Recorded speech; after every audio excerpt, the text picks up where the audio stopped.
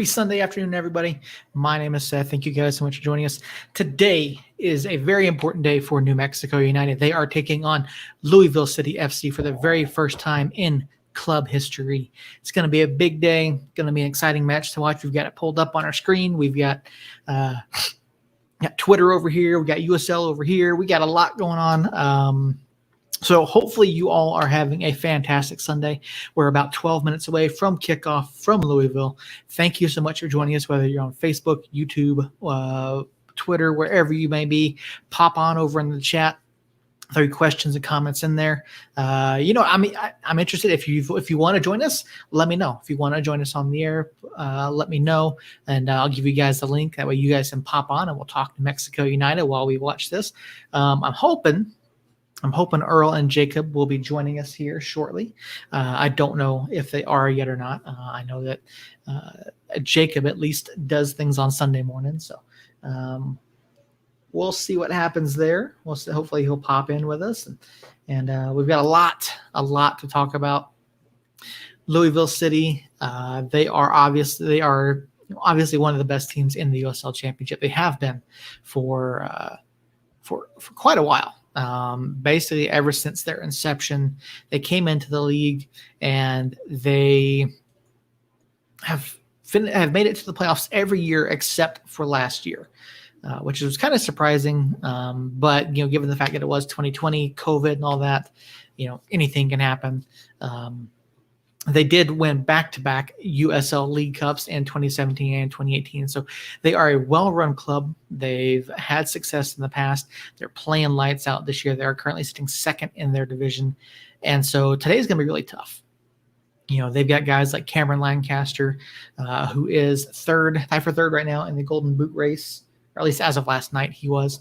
And so there's a lot to watch out for with him. Jonathan Gomez, of course, the news came out from the USL Championship in Lou City that Jonathan Gomez has signed a contract with Real Sociedad out of La Liga. So he'll be moving over there at the end of the USL Championship season. So unfortunately, he's not gone. He's there today. We haven't seen anything. I don't know what's going on in terms of injuries other than Sam and Harry. I didn't get anything from the club this weekend, so we'll figure out what is going on with that. Let's see.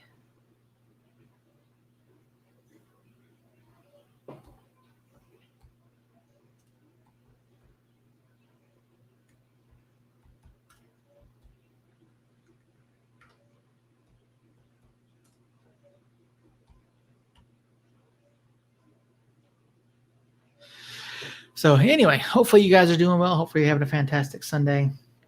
Got Reddit up over here. Let's get the USL Championship website going. Earl will not be joining us today. Unfortunately, he's having some car problems. So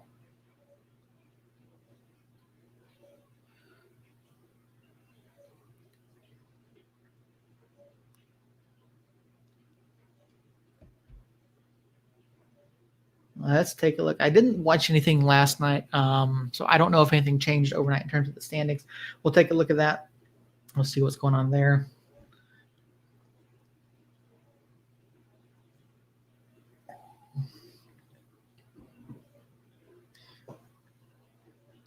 All right, so let's take a look at the standings all around the USL. Over in the Atlantic Division, Tampa Bay Rowdies have already secured their spot in the playoffs. The Miami FC, Pittsburgh Riverhounds, Charlotte Independence, Charleston Battery, and Hartford are all still technically in contention there. I don't think Hartford's going to make it in, unfortunately. I don't think they've had a good enough season. And with only 7 matches left on their schedule, they're currently 13 points out of the playoff picture over there. So I think Hartford City is pretty much done at this point. That's not to say they couldn't make a run. I just don't see it happening within that division. Central Division, of course, Birmingham Legion have already clinched their spot. Lou City could clinch their spot today with even a draw against New Mexico. FC Tulsa, OKC Energy, Memphis 901. And I'm pretty sure those are the only clubs there that are still in contention. Atlanta United has 3 matches left. They're sitting 4 points out, but I don't think they're going to do it. OKC's got 5 matches remaining on their schedule. So I don't think Atlanta is going to make it. I don't think Indy 11 is going to make it. So I think you can pretty much count out SKC 2, Indy 11, and Atlanta United 2 after this weekend. Over to the Mountain Division standings. I don't believe anyone played last night. So currently you still, of course, have El Paso Locomotive in first, Colorado Springs Switchbacks in second, San Antonio in third, New Mexico United in fourth, RGV in fifth, and Austin Bold in sixth.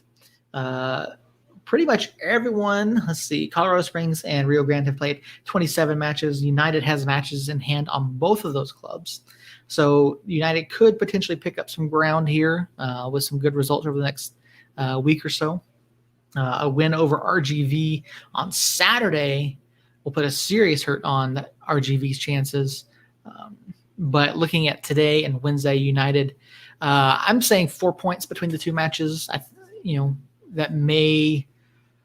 I don't think that's too unrealistic, I should say. Hartford, I believe, is going to be 3 points. Today is going to be one of the toughest matchups of the season. I see us getting a point. I'm not 100% positive that we get a win. I would like to see it. I want to be proven wrong, like I said last week against San Antonio. I want to be proven wrong.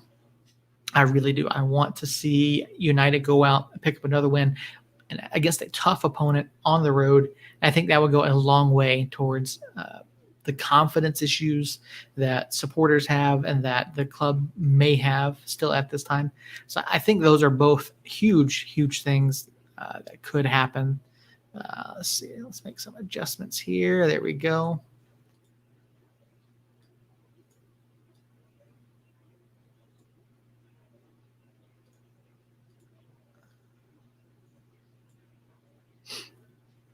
Looks like ESPN 30 for 30 is finishing up over on ESPN2. I don't know which one it is. Season 3, episode 49. I'm a big fan of 30 for 30. A lot of really good stuff. All right, and finishing out the USL Championship standings over in the Pacific Division. Phoenix Rising has, of course, clinched the division title, which means they've also clinched a playoff berth. San Diego Loyal sitting second on 43 points, followed by Orange County at 37. Los Dos on 32, Sacramento Republic FC on 32. Oakland Roots still in the hunt. Oakland Roots are absolutely still in the hunt. They've had a fantastic run of matches here over the past month and a half or so. They've been doing really well. I haven't looked to see how Brian Brown's doing since he transferred over there. We'll have to look and see, or not transferred, loaned, I should say, until the end of the season. So we'll take a look at that here in a little while, see how Brian Brown is doing since the loan. Technically, no one is eliminated over there yet. I don't see Las Vegas Lights picking up any ground, though. They are sitting last on 18 points. They are 14 points out of the playoffs, but they only have 5 matches remaining. So anything other than winning out for them at this point, they are mathematically eliminated. Really, after this weekend, if they do not pick up a win this weekend, oh, never mind. They drew yesterday, so in their next match, if in their next match they don't pick up a win, Las Vegas Lights will be eliminated.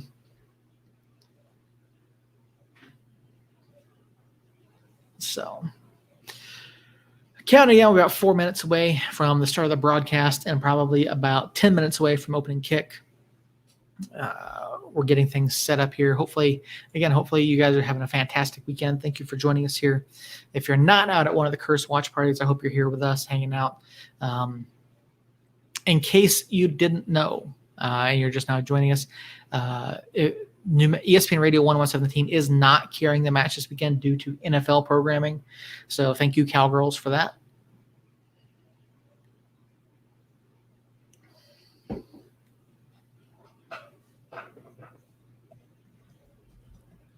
I would be curious.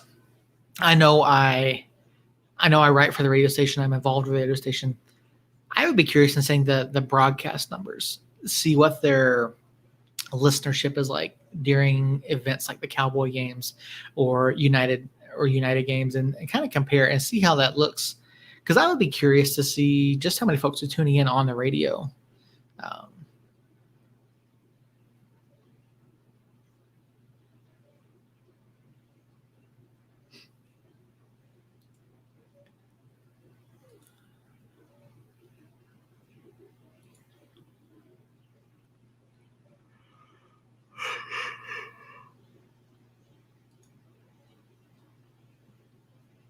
Oh, someone's punched on ESPN 30 for 30. Mets and Reds. All right.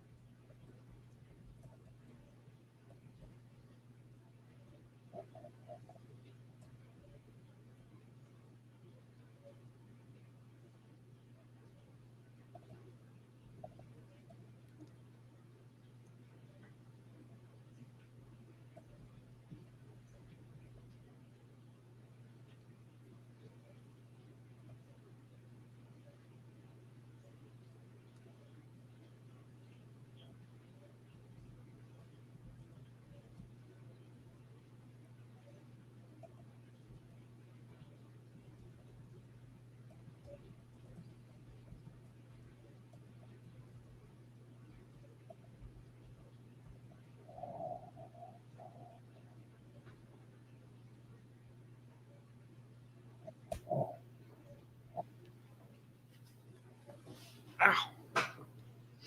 All right. ESPN 30 for 30 is going off air. So we should be getting things going here momentarily for the I guess you call it the pre-match show.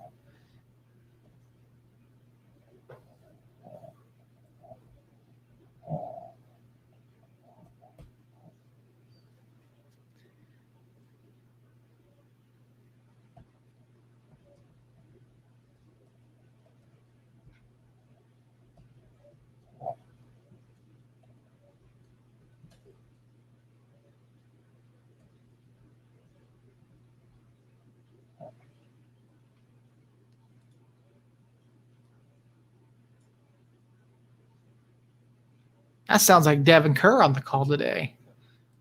Awesome.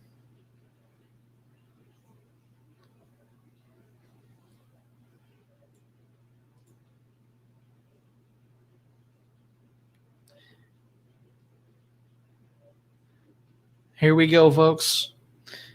The showdown in Louisville is getting underway.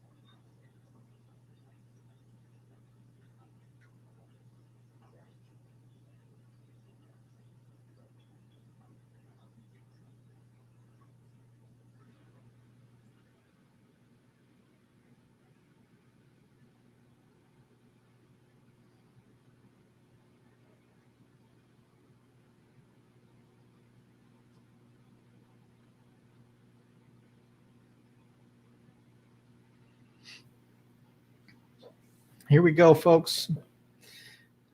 Kevin Kerr, of course, on the call. Glad to hear him over there.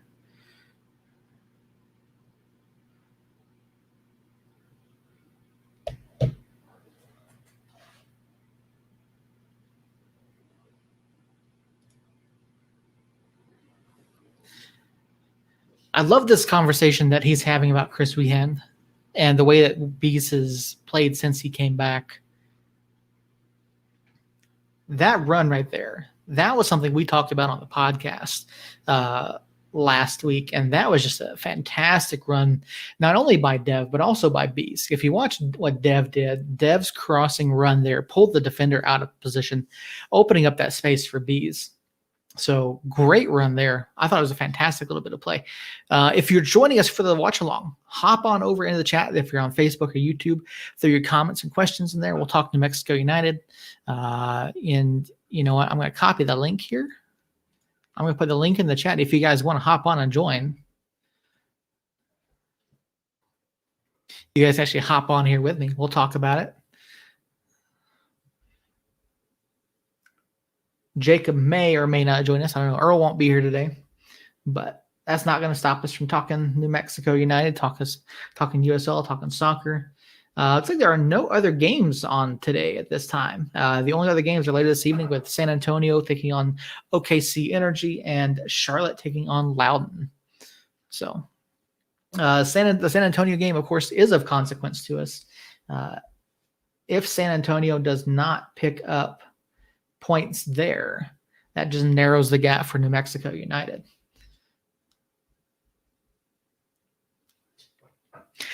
United currently sent 7 points back of San Antonio. So yeah, if San Antonio doesn't pick up points there, that could make things a little bit more interesting. I mean, there's an outside shot for United to get second in the league, or in the division, I should say. And that would be, I think I would give them a much better playoff push, first round of the playoffs. So we'll see what happens there.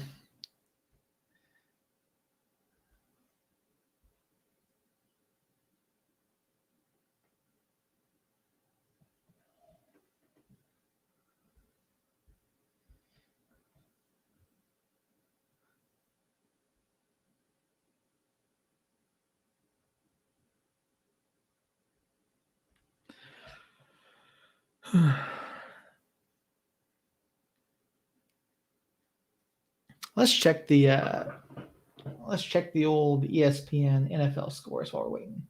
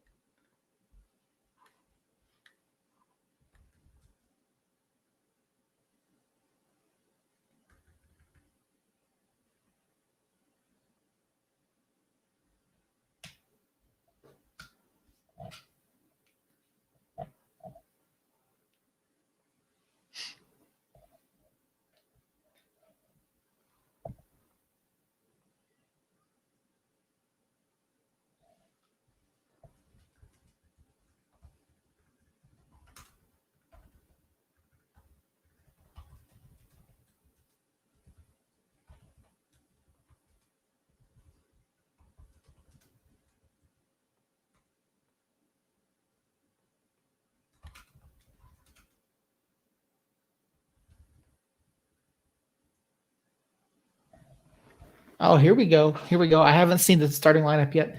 Moreno up top, Wehan, Rivas, Bruce, Azira, Tanari, Najim. Okay. I like that. I like that lineup. JPG on the bench. Cello. There we go. Interesting starting 11 there. I like it. I like that starting 11.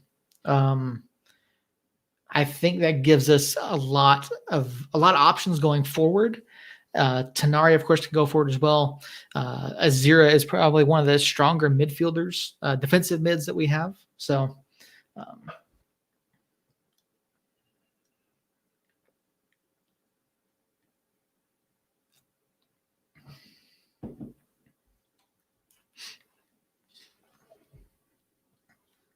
and there we go. Play is underway.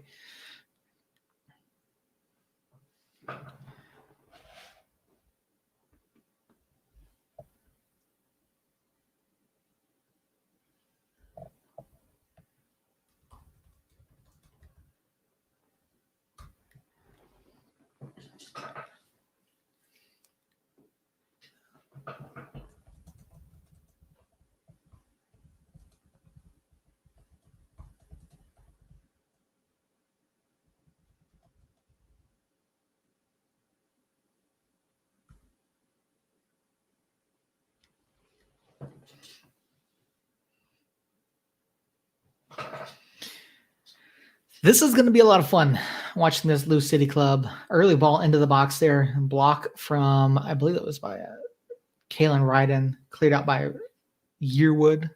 Ball gets recycled around the top. Lancaster, early shot, just wide. Oh, never mind. They take a deflection.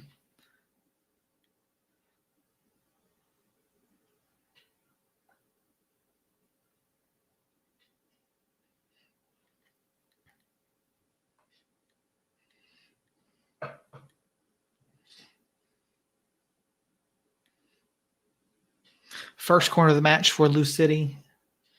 United has gotten better about defending set pieces as the season has gone on. Lou City plays it short. Now the ball is delivered in the box, but it's headed away by Micah Zira.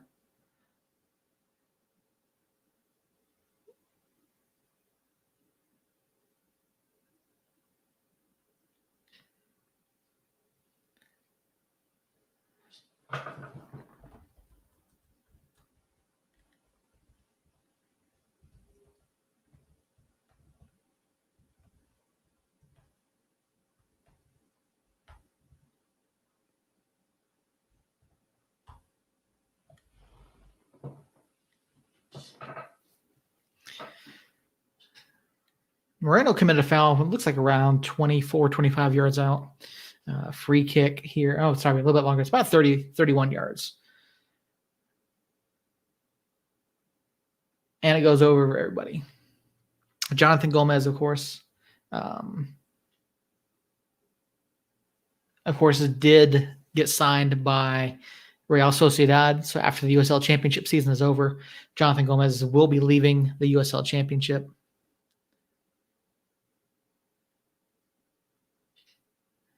Ooh.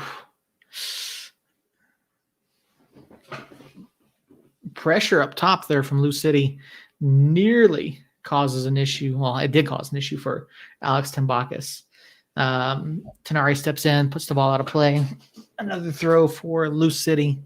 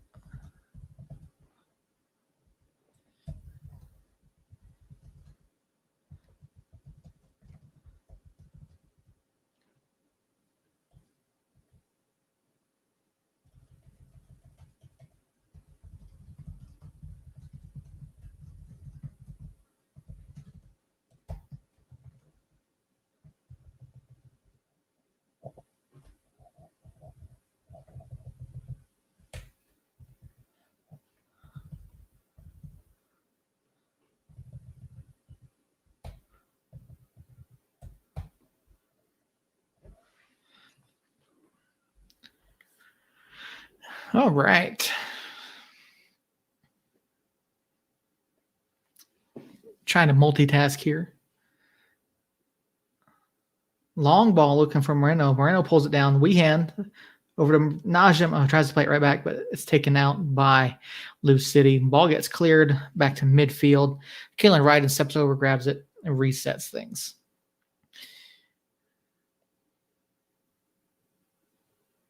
Hopefully United can settle things down here a little bit, get going in the way they want to play.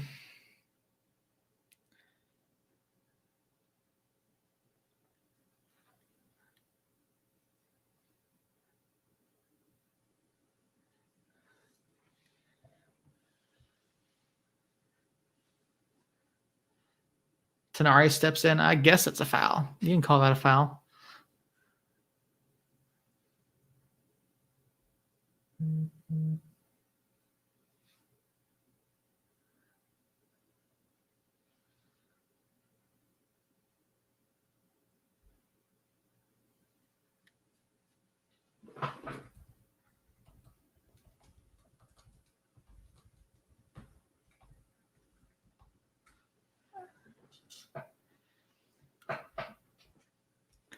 Mondo Moreno applying some high pressure here.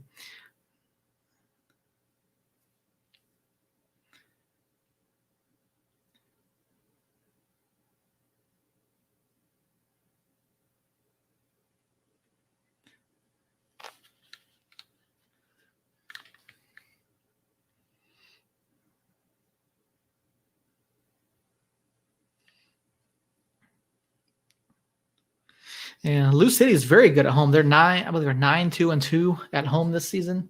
So this is a tough place to stay. Brand new stadium too. I think it's only a couple years old. And it looks like they have a pretty good crowd out there today.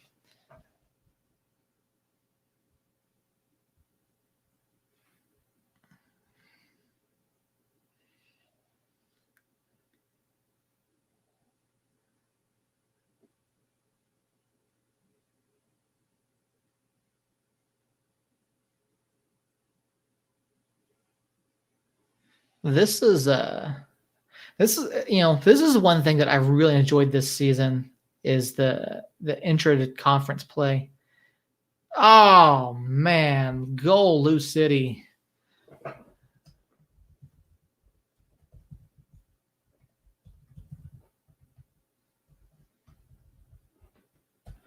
Lancaster. Oh, not Lancaster. Owen B. He's a guy.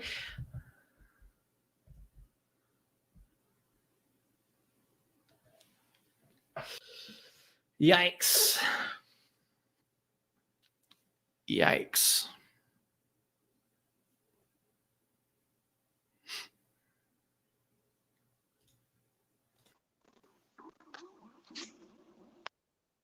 Yep. Shit.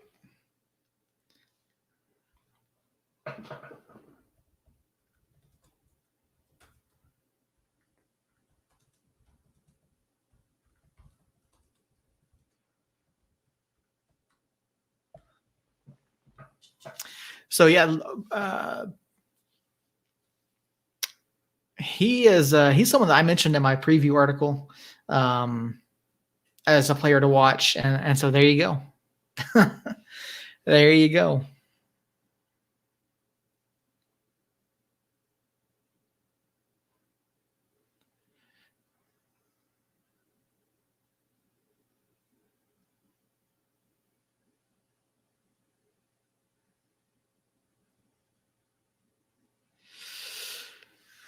United's got a long way to go here.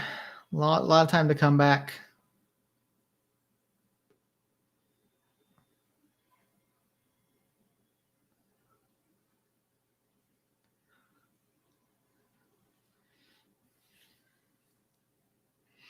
Tenari, I mean, you don't want Tenari shooting from there. I mean,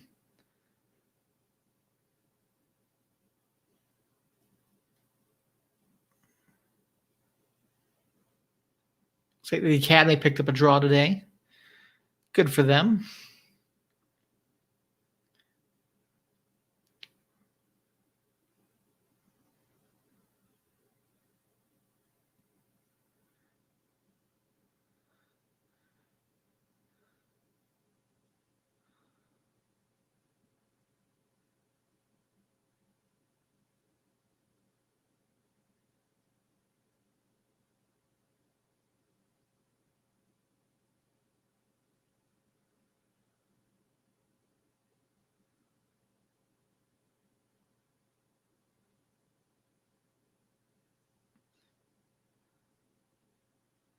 Oof. I don't think he's going to call that, or did he?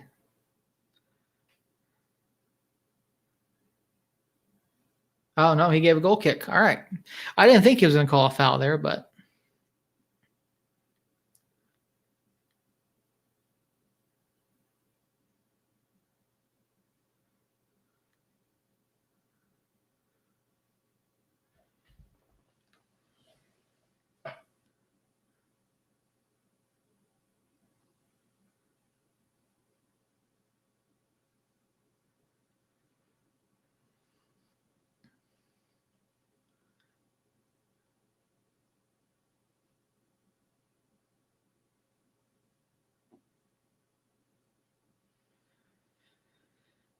Azir now playing the ball back to Ryden. Everyone's getting reset, trying to move the ball back. Oh, giveaway by Ryden there.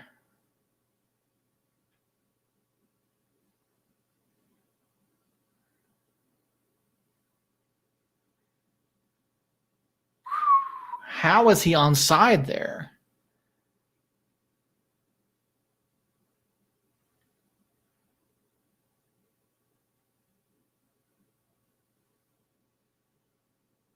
Unless Kalen played him onside, I don't think he was. I don't think he was.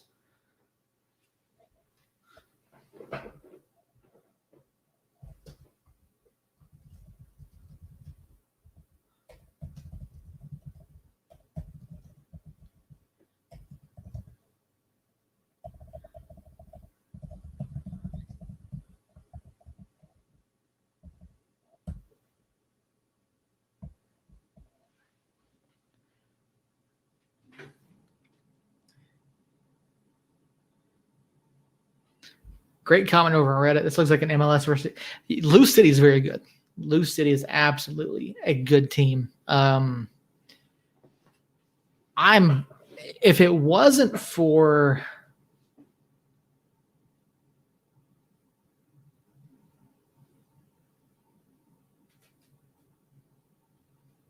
good grief.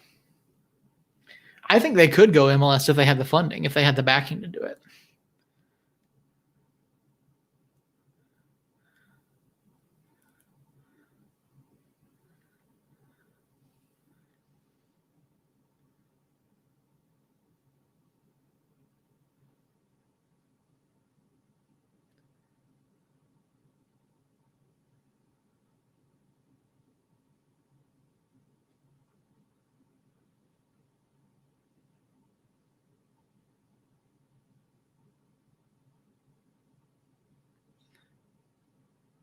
Oh, another giveaway by United in the defensive half.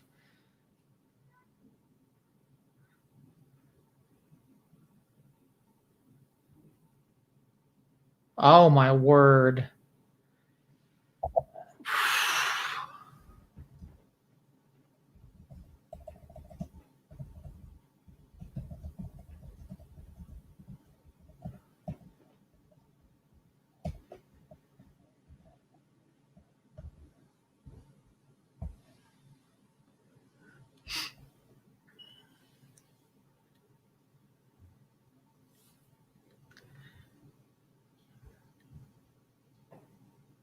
No closing down there.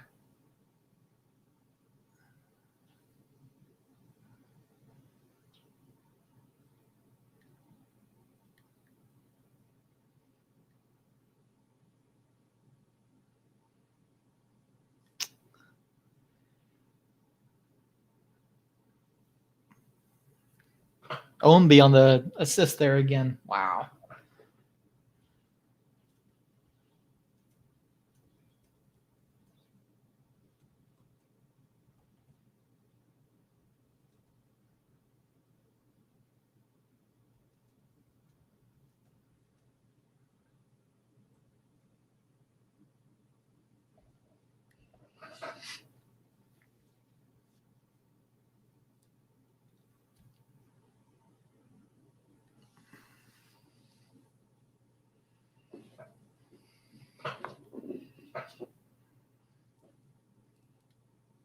Unreal.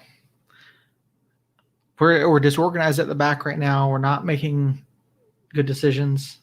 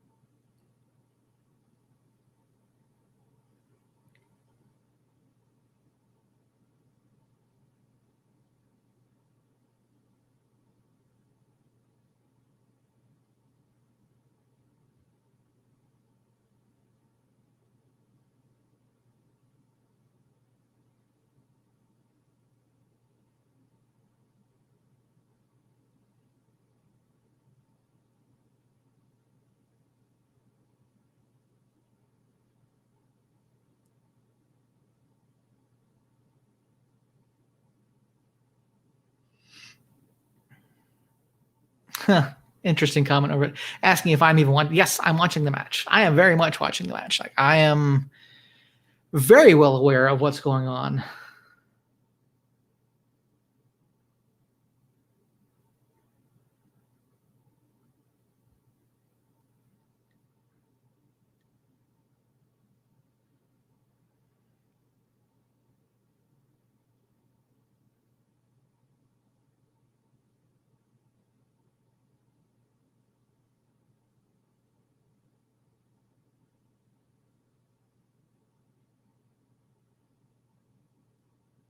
Hmm.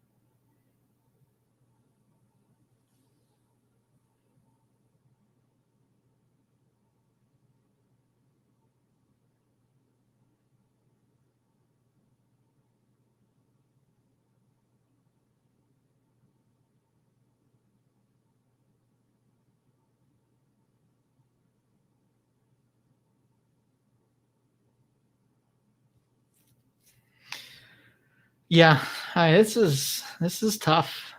I'm definitely gonna got to go back and watch this after the fact, no matter what happens here. But hey, we're not making smart decisions right now. We're not recognizing what's happening on the field.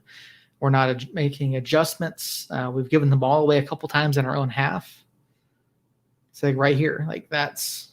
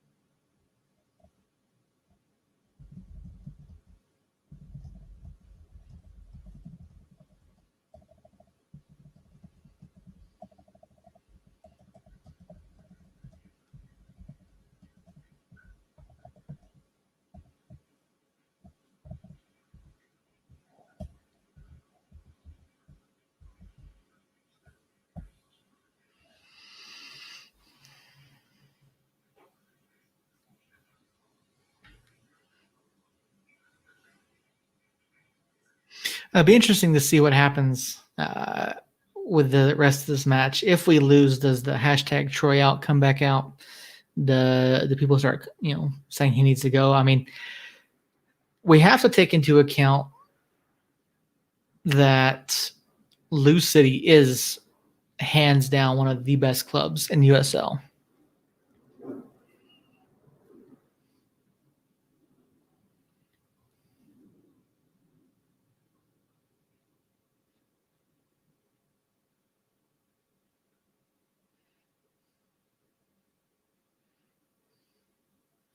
I definitely want to go back and watch that second goal again because we heard Devin Kerr on the ball top. Rivas looking for Tenari. Why is Tenari up top? I'm sorry.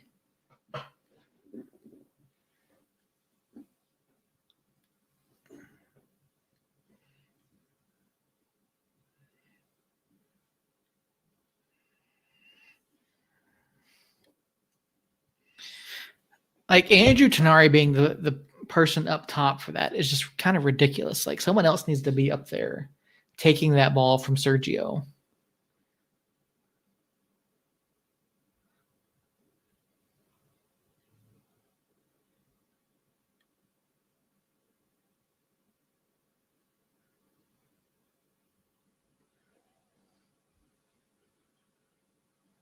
Great delivery on that, but no one can get to it. Ball is cleared by Lou City. Najim sends it out wide. Yearwood sends it in now. No one in the middle of the box for that one, though.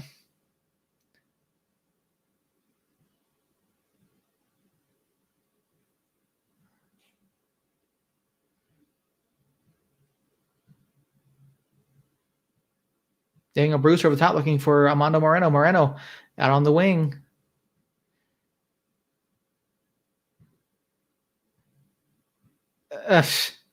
Moreno just gets pushed off the ball. But there was no one there to help Armando. Like Armando's either got to get going, like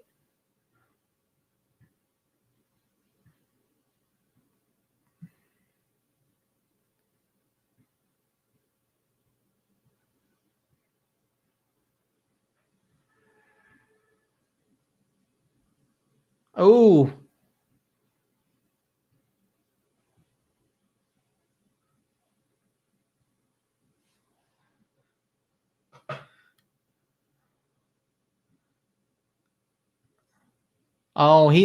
Enough, Devin Kerr. I appreciate your commentating, but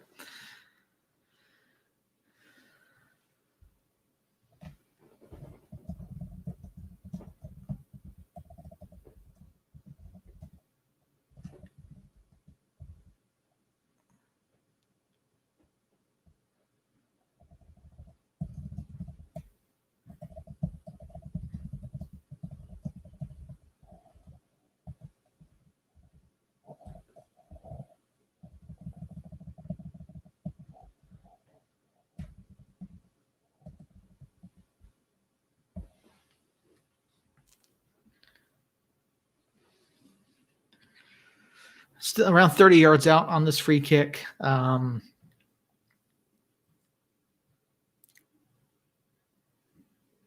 Great take, but it's right at Alex.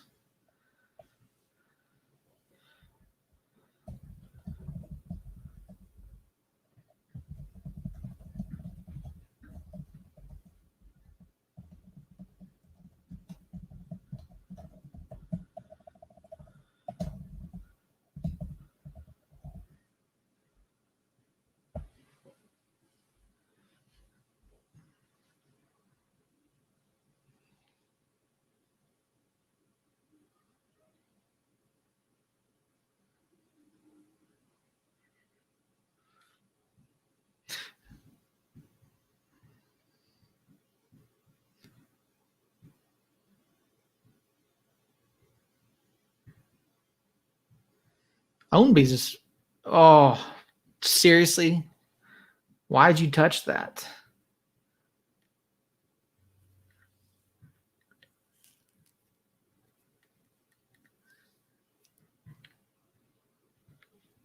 Apologies, my eye is bothering me here. Yeah, this is not a good showing by United here through the first 20 or so minutes. The last couple minutes have been better.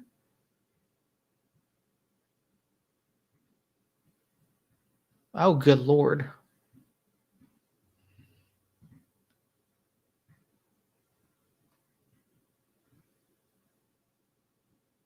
I hate that rule. I really do. I really hate that rule. Like, if they're clearly offside, raise the flag.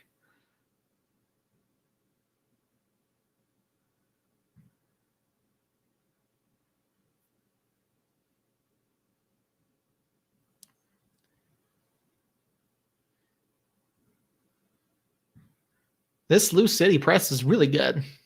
Like, they're putting pressure in the right spots, and they're preventing United from building the play out of the back how they want to do. And they're being forced into making decisions that they wouldn't normally make. I think Moreno would have been offside there, but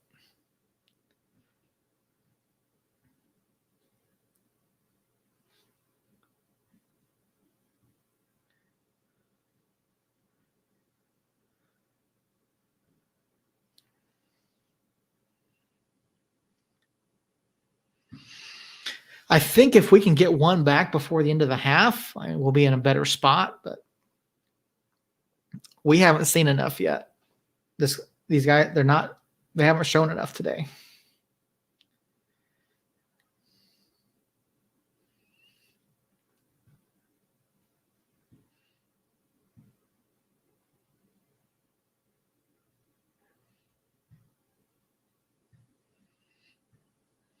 Sergio pulling out wide for Daniel Bruce. Bruce, you chests it down.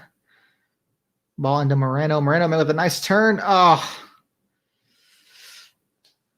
man.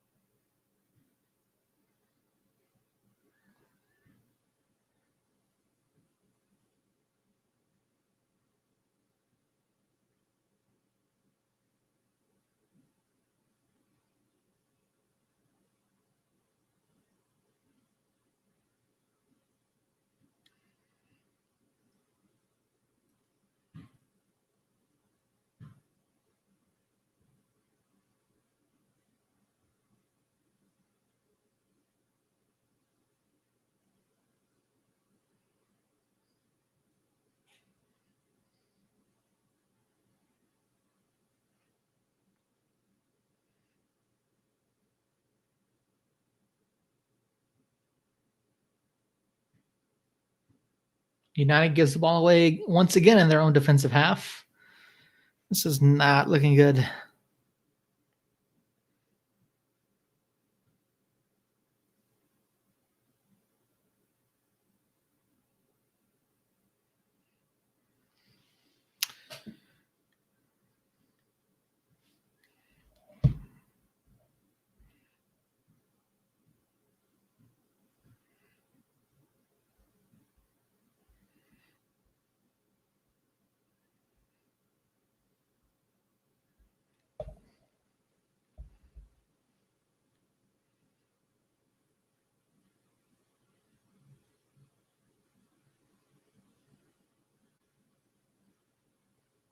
Wait, what?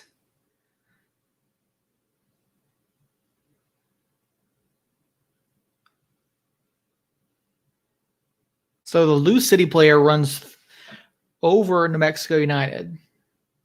Foul call to New Mexico United. Okay.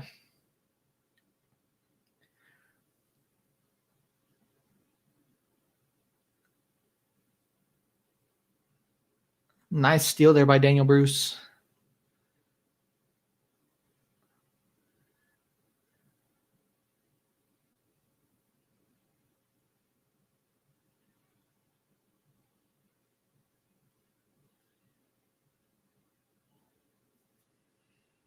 I mean, the last few minutes have been better, not great.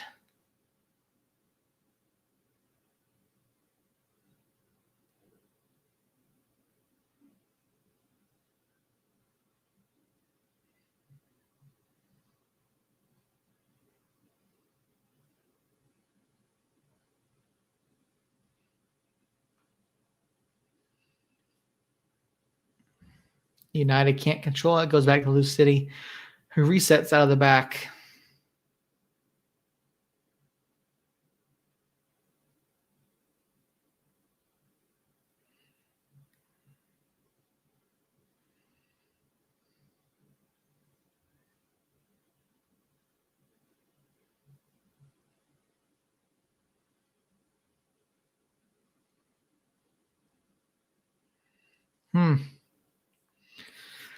Half hour gone. New Mexico United.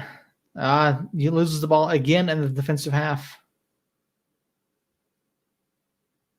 Great save by Alex Tambakis.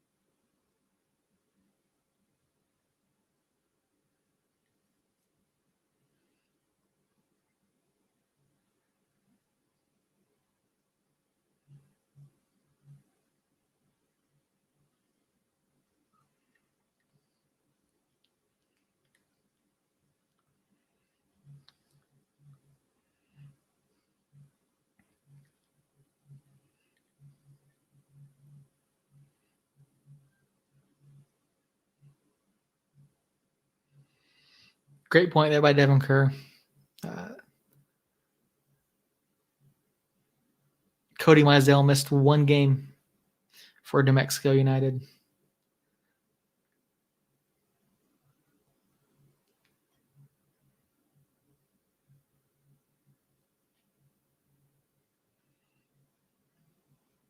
I mean, if you're not going to get close enough to actually threaten the keeper with that press, why?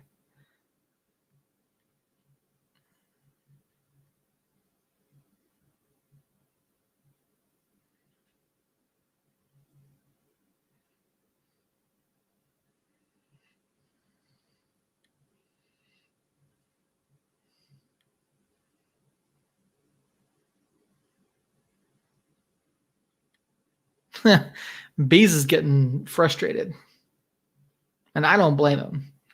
But definitely a frustration foul there by Bees.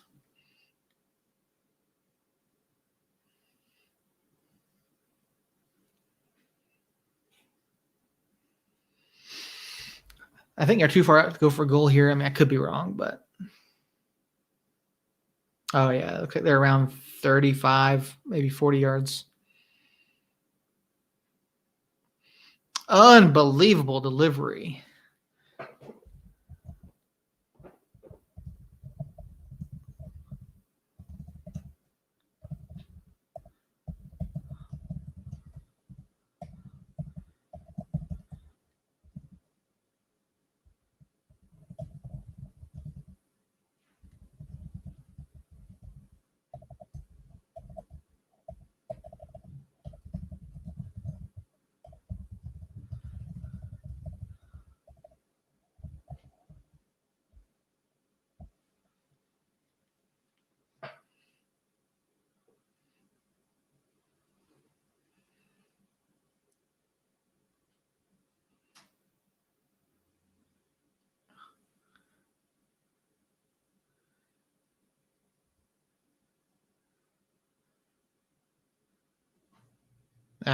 Bees gives the ball away in the midfield. It's like Austin might be down. Or no, Tete, apparently.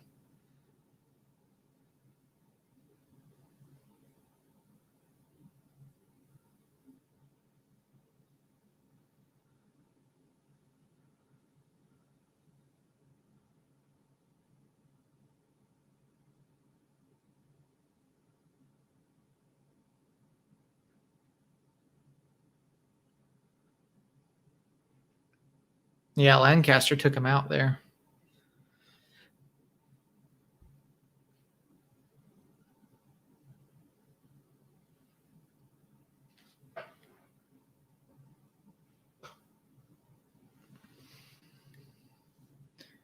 Josh Suggs is warming up.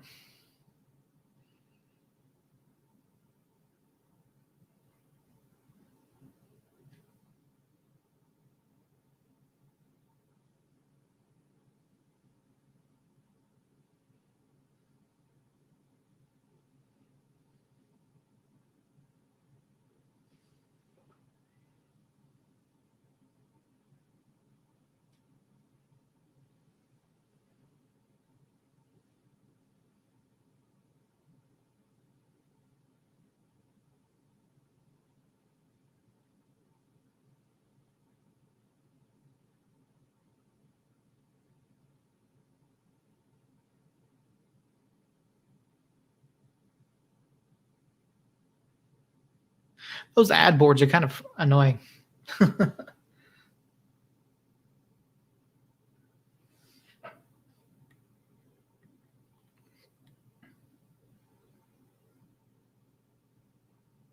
You can see Ryden and looks like Azira talking right there. Hopefully they're making some sort of adjustment. We got about 8 minutes. I imagine there'll be 2 minutes of stoppage time, give or take, here at the end of the half. Hopefully United makes some sort of change.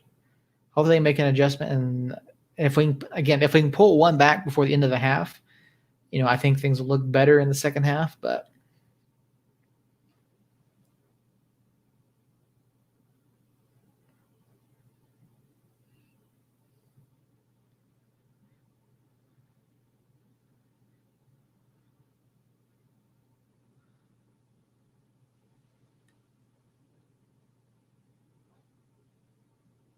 it looks like Rosh is going to come back in here any moment.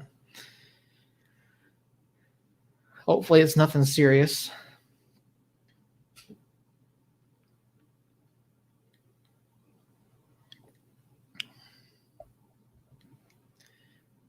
Rosh steps in, intercepts that ball over the top, knocks it out for a Louisville throw.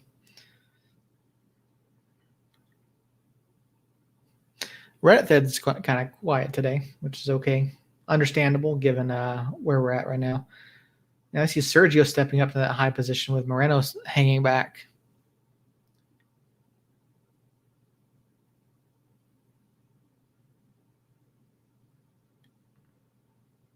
I mean, even if we're not going to do a full-on press here. Oh, good interception by David Najim.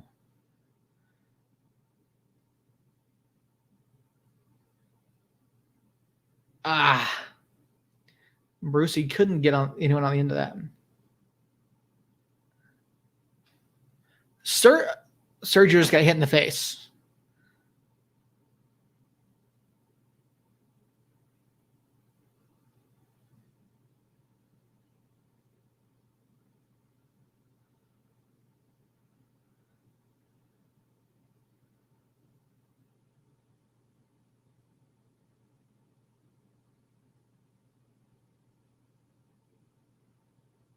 All right, then.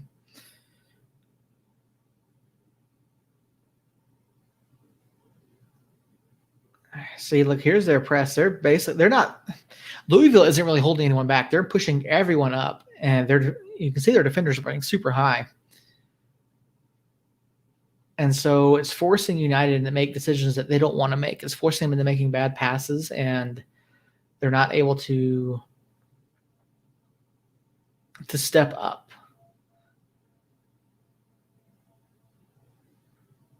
Daniel Bruce steps in. Nice takeaway by Brucey.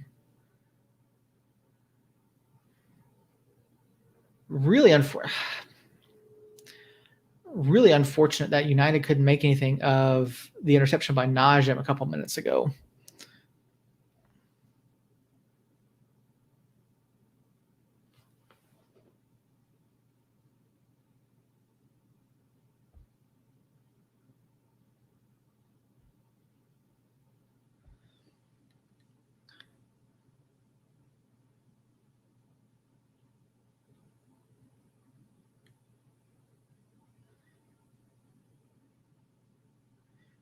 Free kick here just inside their own half for Lou City.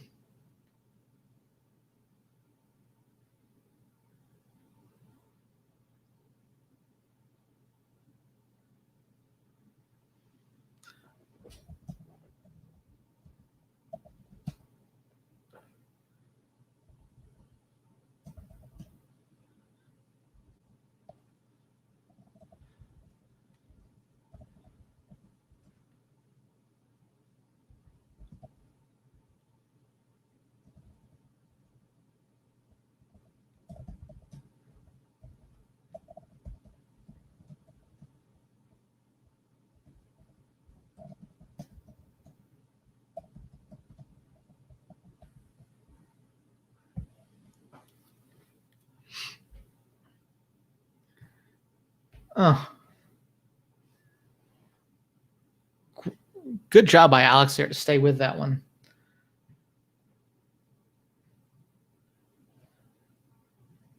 Ooh, Tim, that's a call. That's a shout right there. Tim Wakefield, the old knuckleballer.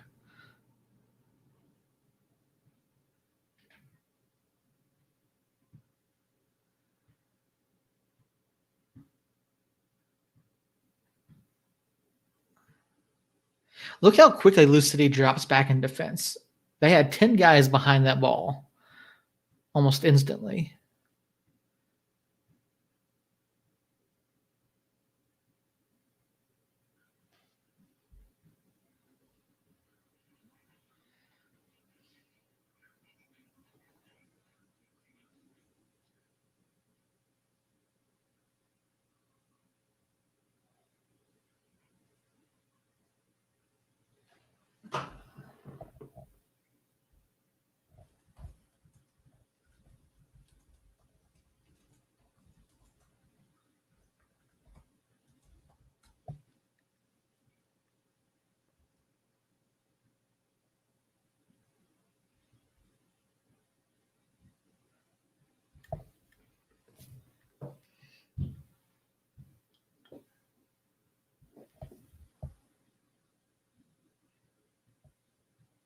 We got to do better. We got to make better decisions.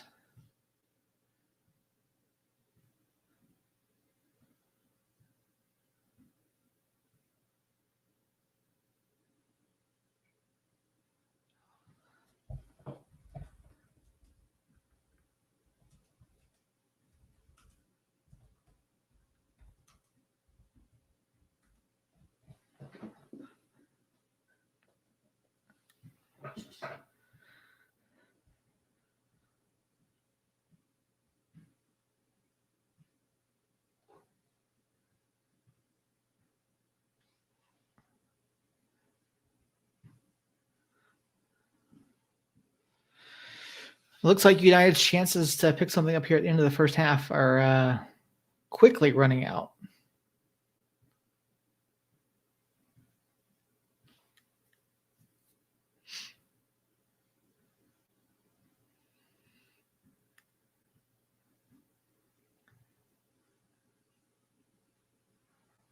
Big switch there from Tanare.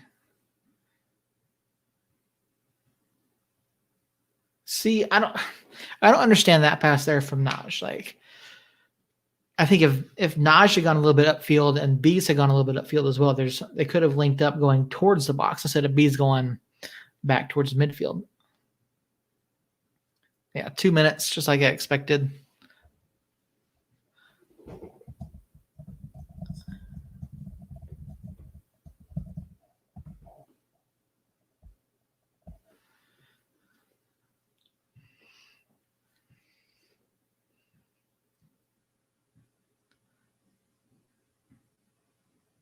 A zero going over the top.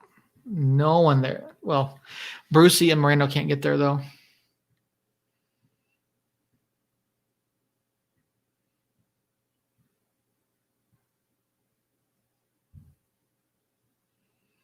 About 90 seconds left here in the first half.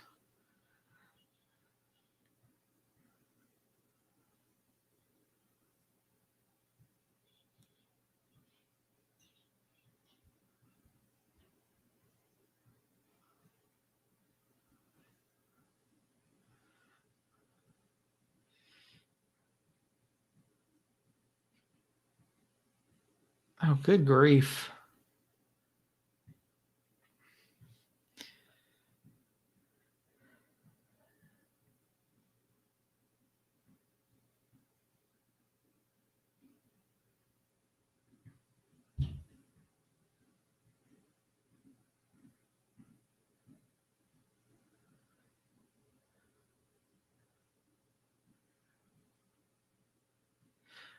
Yes! Armando Moreno.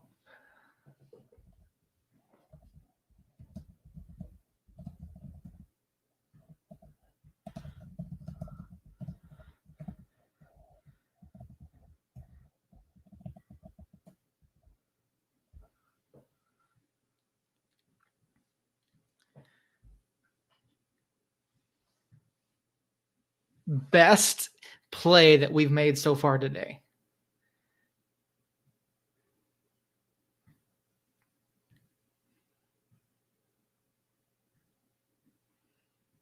Great run by Armando Moreno. Great vision by Brucey there to get that ball back to the top of the box. Hey, looks like we traveled pretty well today. How about that? Shout out to everyone that traveled out to Lou City, guys.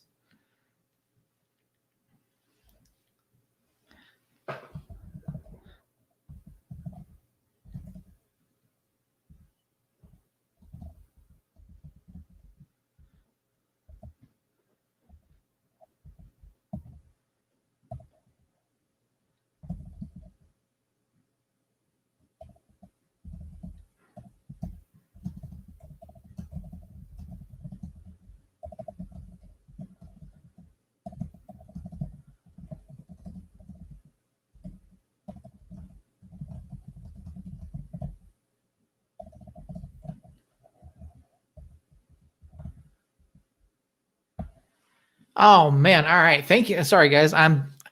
If you're here, I'm doing like 3 different things. I've got the Reddit, I've got the game, I've got this, I've got ESPN radio over here. Like guys, I've got so much going on.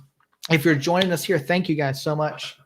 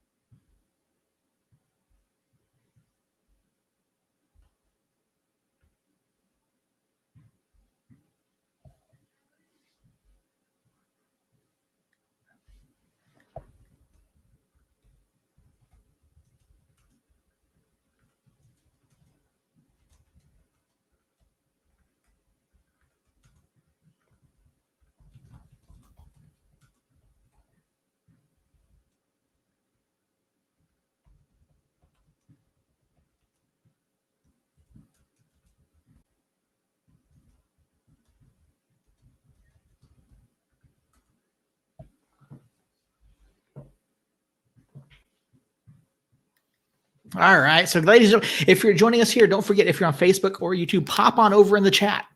We'd love to talk to you. I've also got the link out here. If you actually want to join, you can join here and pop on the broadcast with us. We'll talk some New Mexico United. We'll talk whatever, and we'll talk about the first half. And what a first half! United did not look good in the first half. At least for the opening 25 minutes or so, things were not looking good. Obviously, they gave up 2 goals in the first 15 minutes. We looked flat-footed. We weren't making the correct adjustments whenever someone shifted out, and we're giving the ball away a lot inside of our own half. But around the 25th minute or so, we started to look a little bit better, and you could see us trying to move forward a bit better. Ball movement still wasn't there. We still weren't making the best decisions. Like there was a run at one point where Andrew Tenari was up top. Like I don't understand why Andrew Tenari would be in that position. He's number one. He doesn't have the ability. I believe he doesn't have the ability to pull the ball down, number one, control it, and take that shot from inside the box. If you have Moreno up there or Dev, someone who could pull the ball down, control it, turn and make a shot, or even just going forward, pull it down, you've got a better opportunity to get a shot on goal there.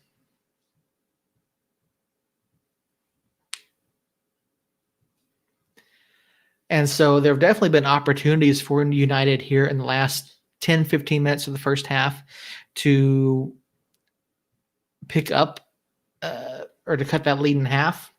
And so it's good to see them get out there and do that. And one thing we've seen so far today is Daniel Bruce going forward.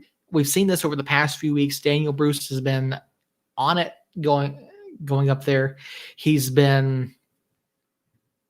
stepped in, made some tackles, made some taking the ball off of Lou City players a few times. And so I think as of right now, Daniel Bruce has been our man of the match just from how he's played so far today.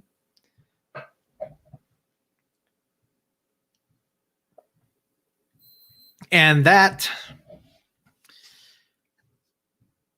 goal there, I'll have to look and see after the fact what the XG on that was, but prior to Amando actually getting the shot, like it looked highly unlikely that we were going to get anything there. But great vision by him, great vision by Brucey playing that ball back, getting turned back around and playing the ball back towards the box. Great run by Amando. And so, yeah, things were looking better towards the end of the half. We made some runs, or stepping in, making some plays, and I think that it has the opportunity to lead to some good things in the second half. 2 seconds, folks. There's someone at my door. I'll be right back. The link is in the chat if you want to join us. If you're on Facebook or YouTube, hop on over in the chat. Questions, comments, we'll talk about them. And we got a few more minutes left on halftime, and I'll be right back.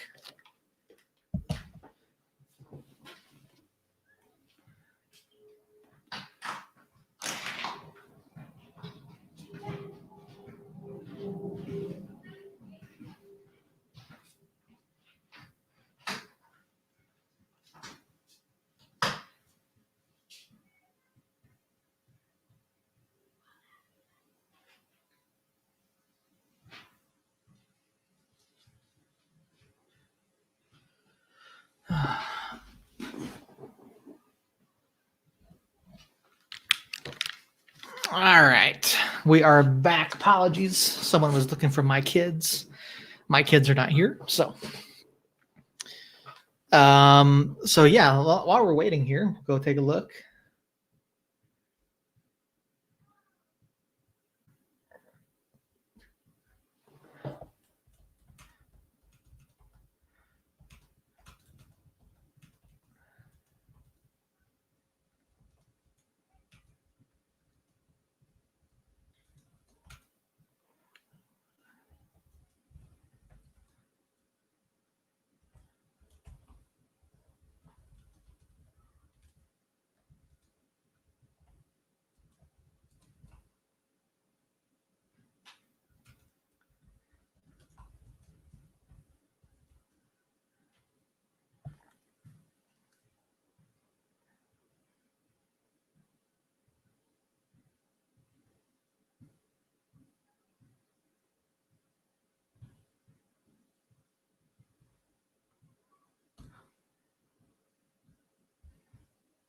All right, let's take a look at the halftime stats here.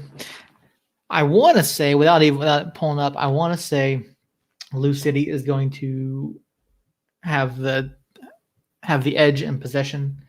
They obviously have the edge in shots. Oh, wow. Possession is fairly even, 50.5% for Lou City and 49.5% for New Mexico United. United has made 8 interceptions to Lou City's 6. Cross is 5-4 in favor of Lou City. Their accuracy is obviously a lot better. 9 shots to 2 for Lou City, 5 shots to 1. 5 shots on target to 1 for New Mexico.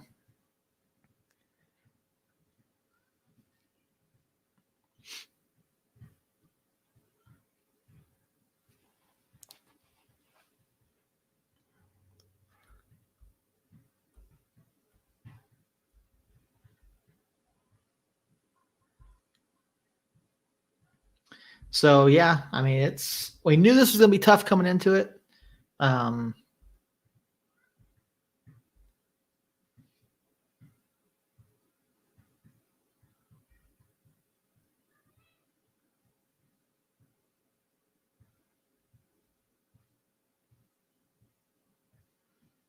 my goodness.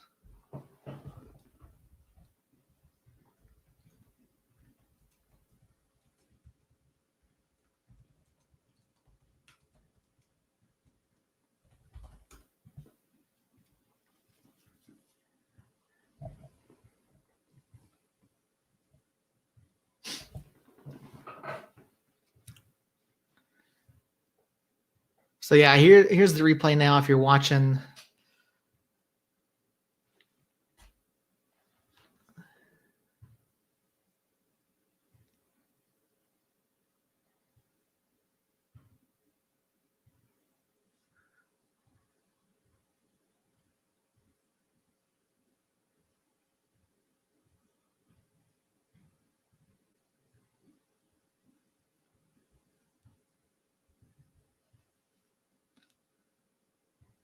He was offside, though, on that second one, if you ask me.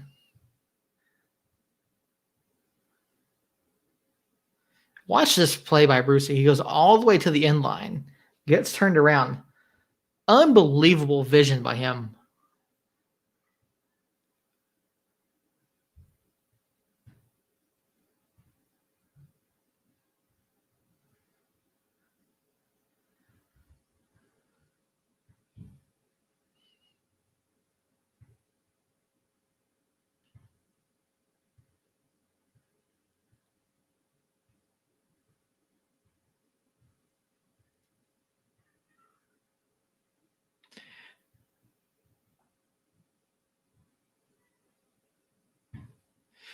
I mean, we're still in this. United is still in this.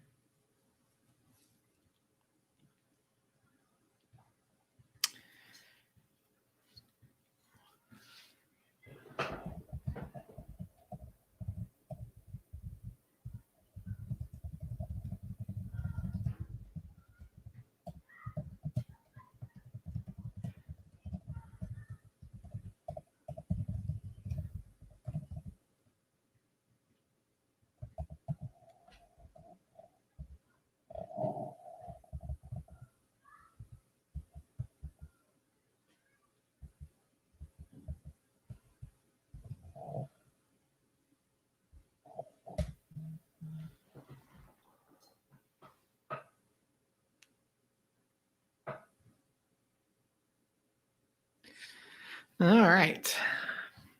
You know what? It's strange watching commercials. It really is. Because I really don't watch much TV. And when you're so used to watching sports, especially soccer, you don't have all these commercial breaks.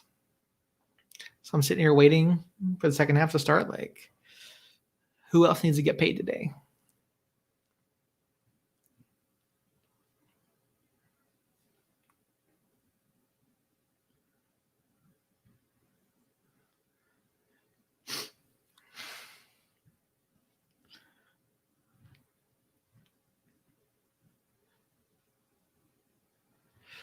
I want to see the Yankees lose in the playoffs so bad.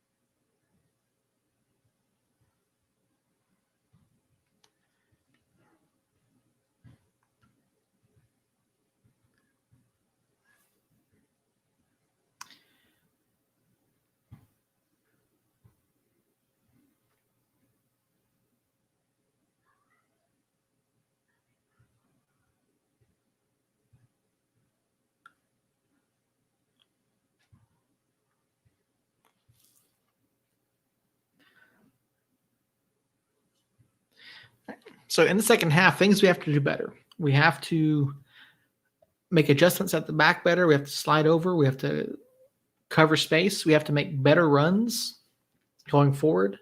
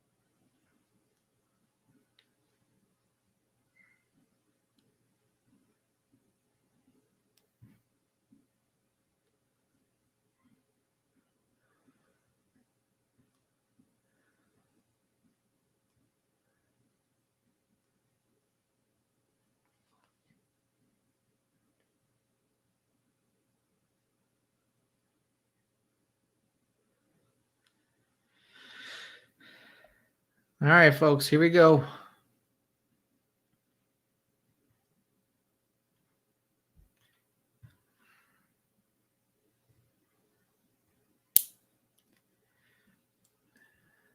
Second half is underway, and New Mexico United immediately sends the ball out of play.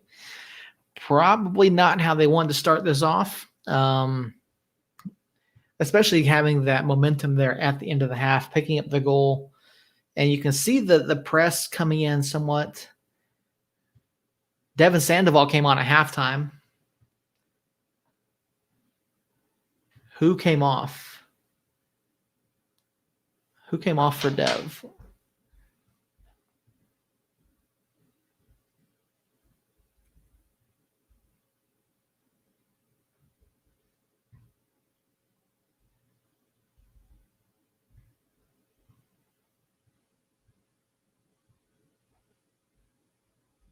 Trying to figure it out, guys. I'm trying to figure out who came on for who came off for Dev.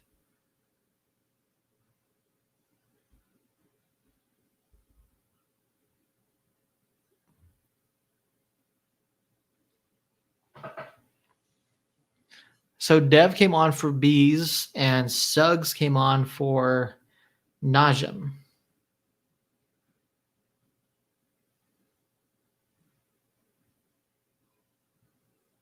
I'm not.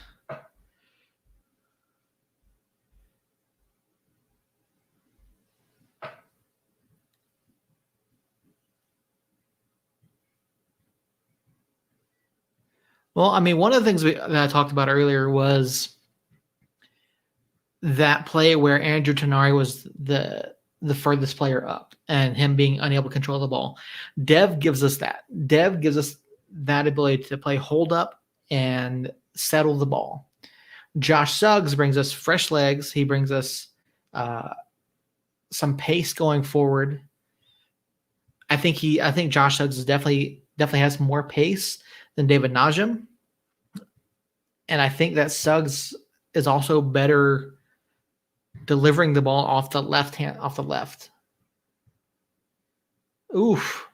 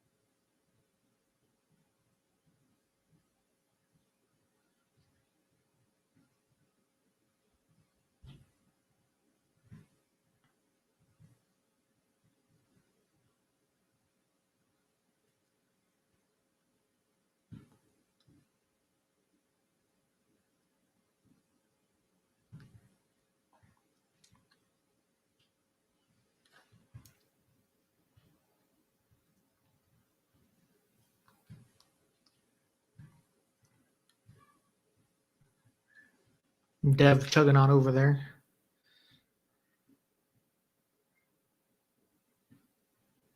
Oh, not a good pass. Not necessarily a great pass for Kalen Ryden. Austin didn't necessarily help him out a little bit, but you see Dev. Look how deep Dev is dropping already. Over the ball. Mondo.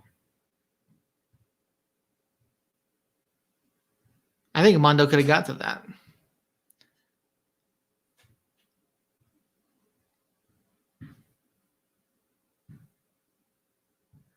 I think toast dove there, if you ask me, but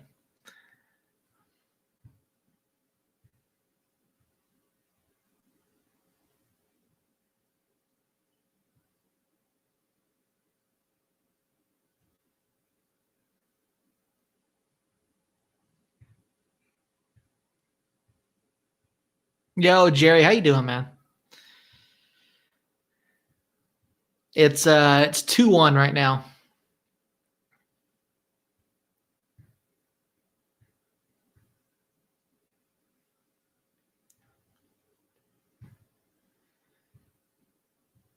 Some of these decisions from the referee are kind of interesting. Can't say I necessarily agree with all of them, but um, judging by Twitter's reactions, like the Atlanta Falcons have lost again. Moreno plays the ball back towards the middle, looking for Sergio Rivas, but Lou City's up, Jerry.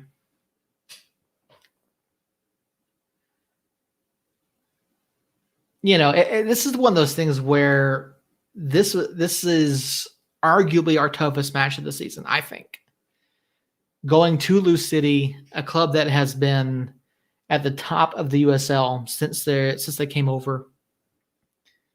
This was going to be a tough match no matter what. Lou City has got an impressive press. Their forwards are really good. And we had a number of turnovers in our own defensive half in the first 45 that put us in a bad position. Now, Lou City didn't score off of those, but they were easily the better looking club for the first 25, 30 minutes.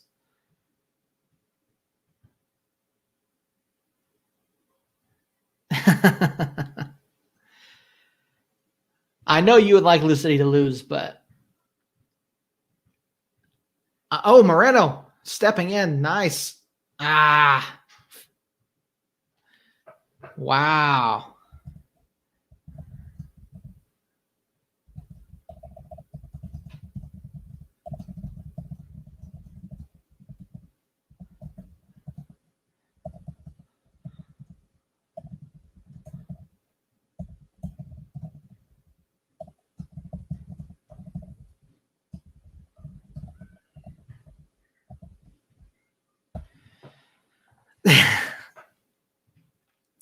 Yes. You want to be regular season champions. That's all fine and good, But I would love to see us win, but I don't think it's going to happen. I don't think it is. I came into this predicting a 1-1 draw. Obviously, we're past that now, but I say give it to Sergio here. Try go near post. He did, but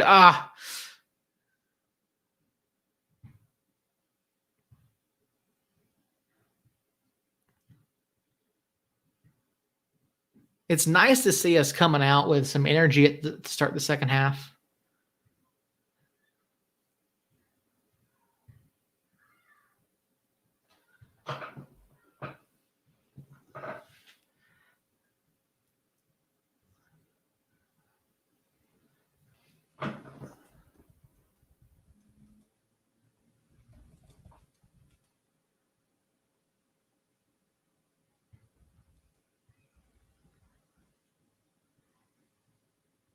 Oh, nice.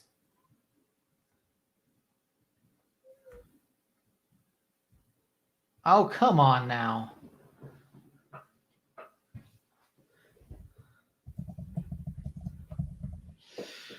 It's El Paso, Phoenix, Lou City. You don't think Birmingham could fit into that?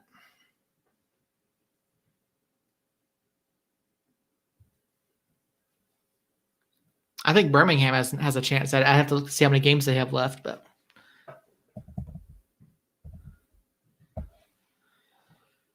see, I disagree with the. I guess Moreno has been mouthing off, but I don't think it's a great yellow there.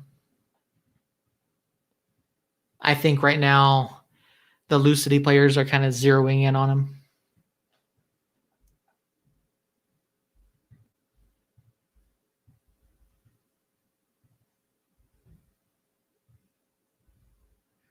Birmingham's got 5 matches left. They're sitting on 50 points right now. So, I think they're still in the running for it.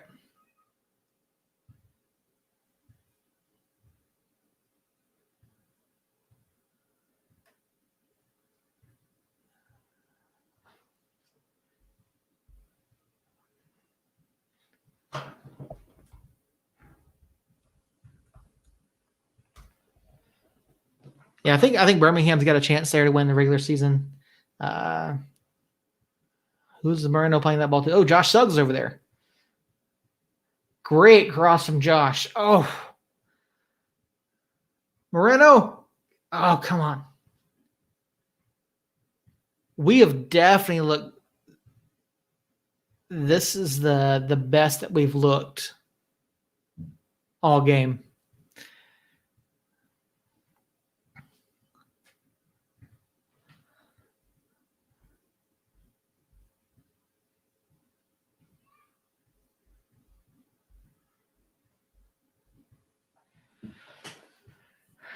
Jerry. El Paso is not the big brother, man. They're not.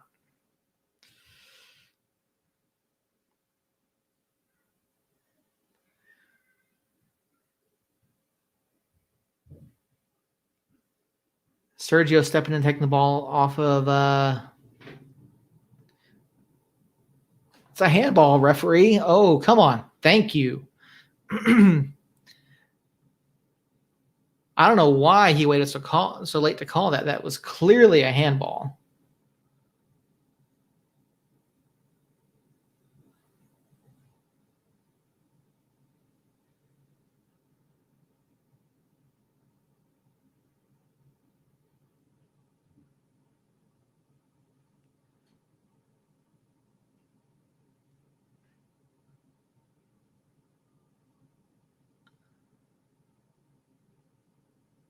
Update on game 2-1, 57th minute.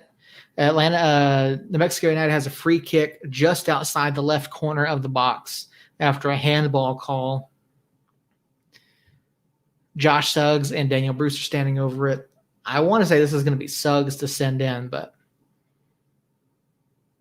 Daniel Bruce sends it in, headed towards the top of the box. Now there's a whistle, I guess a foul in the box.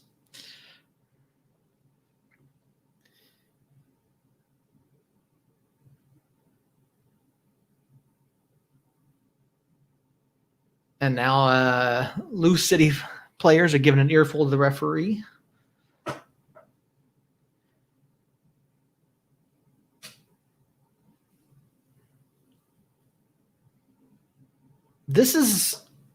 It's definitely interesting to see us come out and play with this much energy right off the second half. Normally it takes us 5-10 minutes to play into it.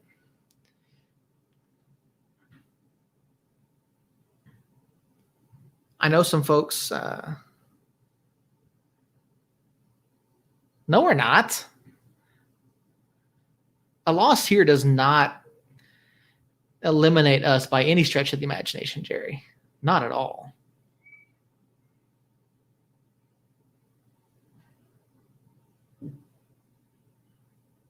Armando Moreno trying to deke his way through. Oh, great chip over the Dev.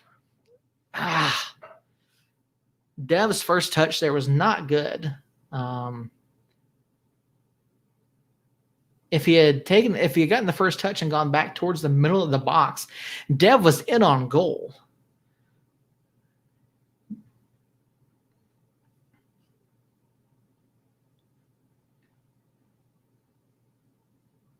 We're not barely hanging on 4. Like, if you look at the standings, Jerry, like,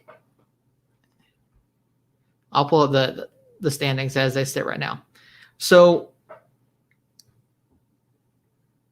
with the live standings, we're 7 points back of second with a game in hand against Colorado. We are currently 3 points back of San Antonio for third. We're ahead of RGV on tiebreaker now. And we still have a match in hand on RGV. And we still have to play them twice. And we still play San Antonio once. So a loss here does not eliminate us by any means. I mean, San Antonio lost their last match. RGV won their last one. Austin Bold lost their last one. So we still have plenty of opportunity.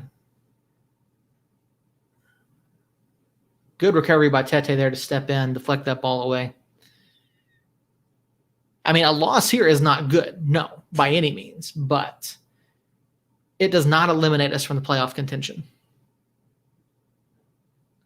The mountain standings are so compact that we have plenty of opportunity to still pick up points.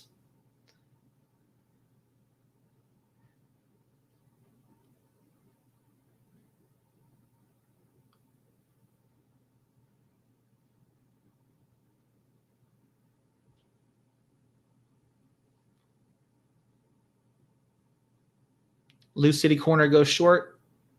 Saved by Alex.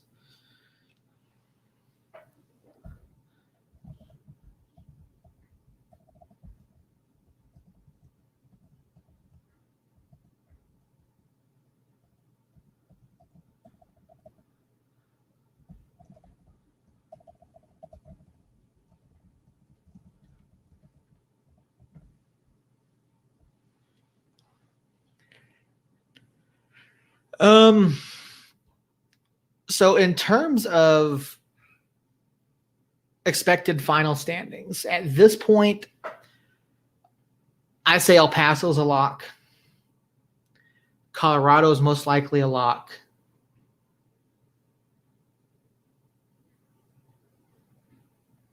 Ooh.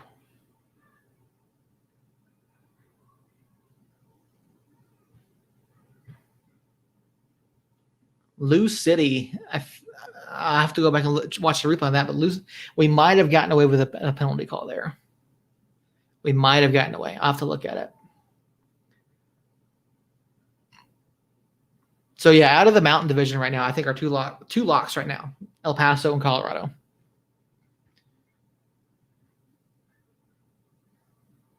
The thing is, there's still a lot of games left to play. El Paso still has 7. El Paso's got 7. Colorado's got 5. San Antonio's got 7. Not counting today, we still have 6 matches left to play.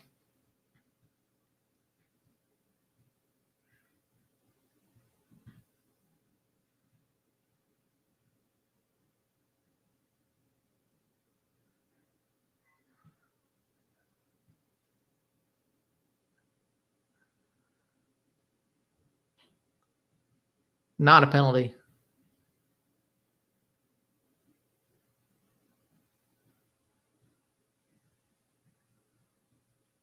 Not a penalty. Great call by the referee. So glad that they showed that replay there.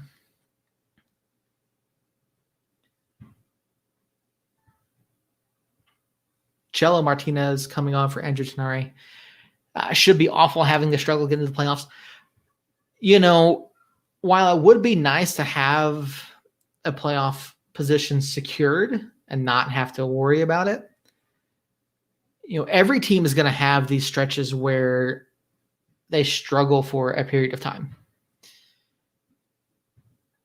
And, you know,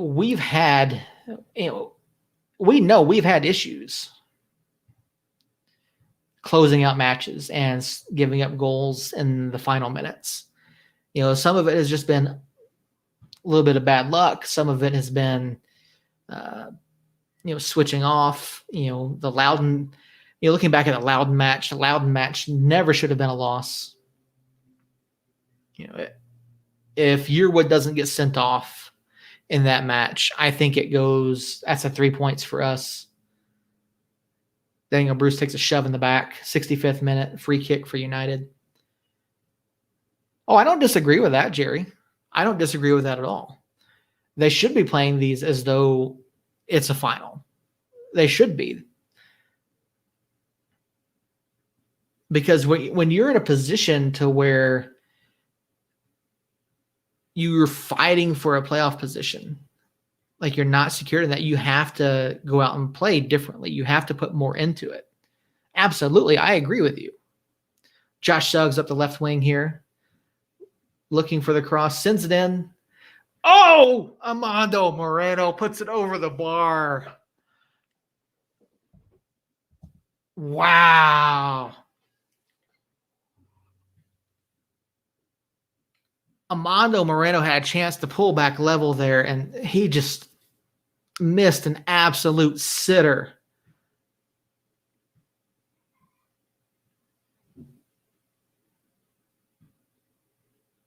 Oh, my word.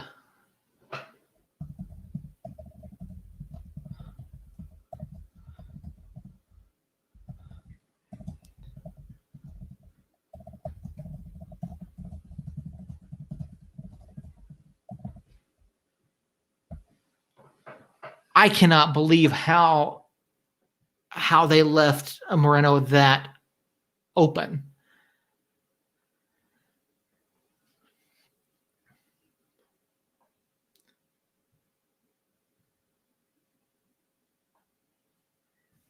Well, Jerry, depending on how the seedings play out, that wouldn't happen until I think the conference semifinals or finals. So,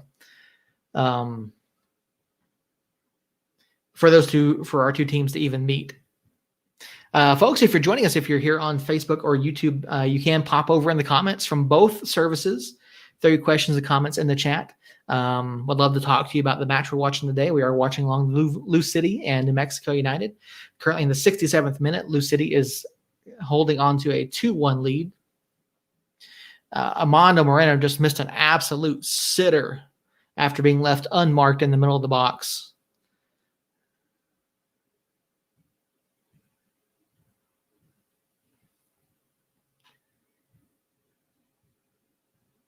I think some subs are being made. I'm not sure. Yeah, there they are. Referee's trying to urge Jonathan Gomez, and Hopano off the field. McMahon and McLaughlin coming on.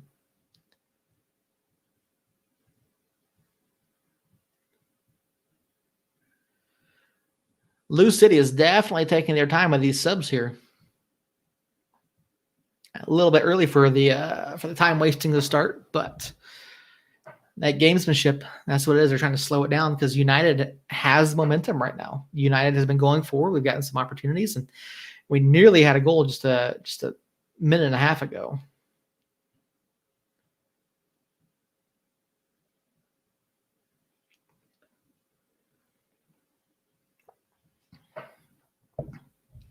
Mike Watson, Devin Kerr on the call today. Got to say, I'm really enjoying the call from these guys. Always enjoy listening to them, and Tyler Terrence as well. He's not on the call today, but Bruce with a big looping throw. Devin Sandoval chests it down, plays the ball out wide over the left to Josh Suggs.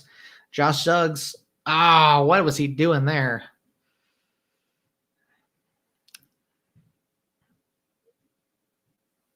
Josh Suggs misplayed that ball there, kicked it off the outside of his foot, sends the ball over, probably off the, or near the, I'm sorry.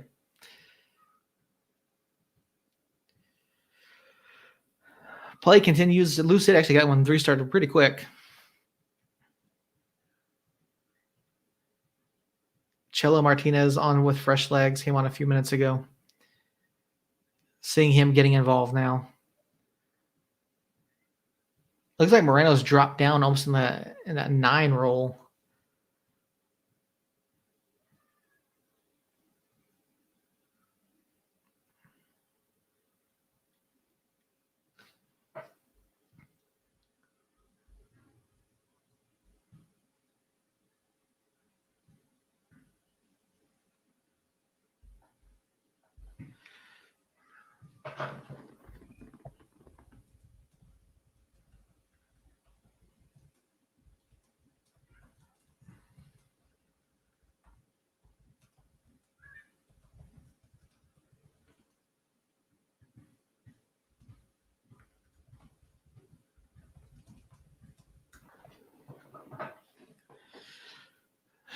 '70th minute now.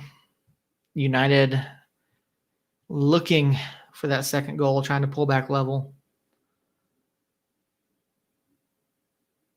Kalen Ryden now. Look how high up Kalen Ryden is.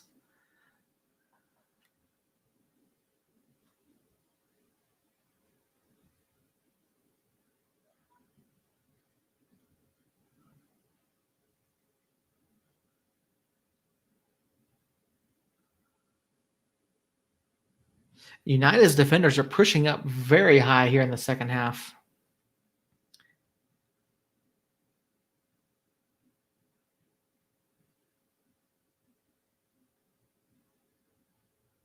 Austin Euro playing the long ball. We're not looking for Cello. Cello out on the left wing. Driving towards the base. Oh! Oh! Oh, my word! Armando Moreno off the crossbar.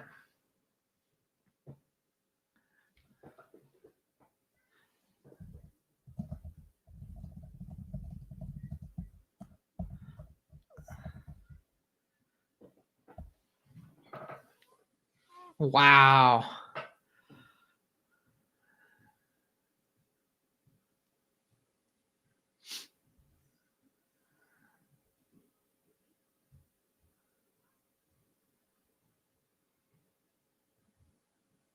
Unreal.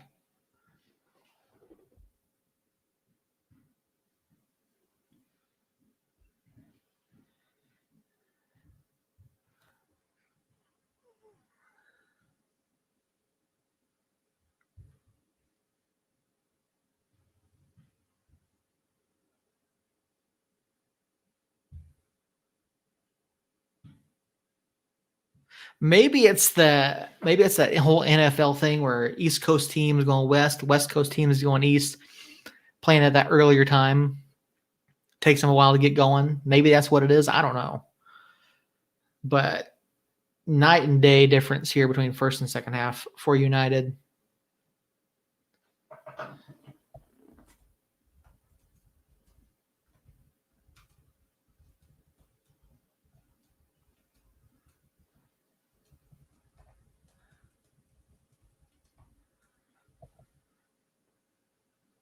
Free kick into the box for Lou City. It's cleared out.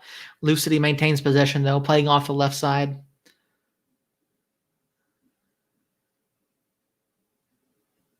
Well, it's cleared by New Mexico United. Crosses midfield.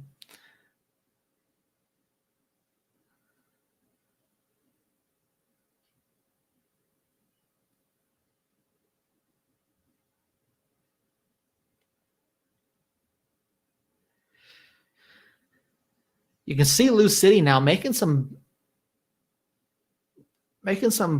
less crisp passes. They're being rushed a little bit.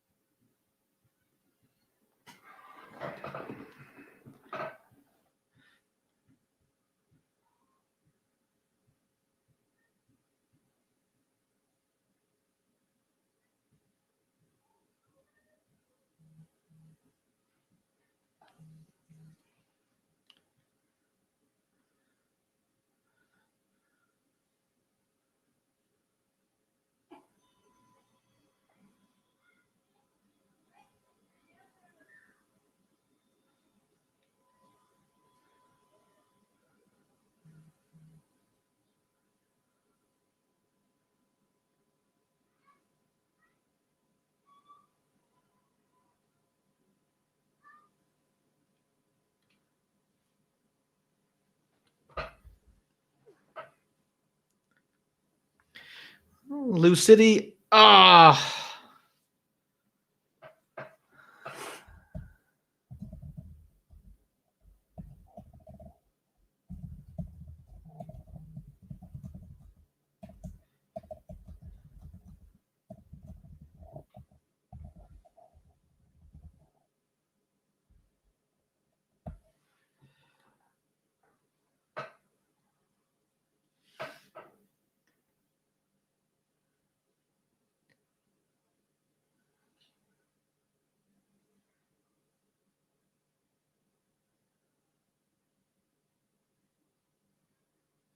Off the inside of the bar.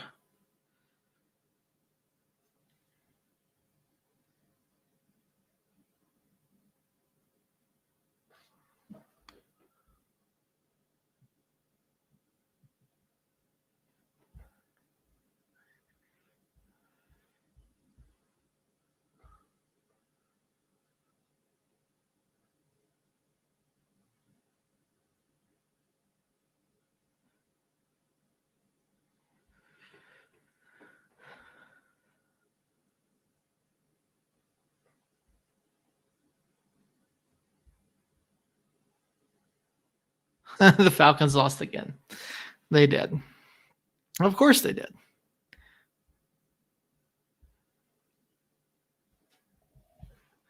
I mean, that was a tough goal to give up right there.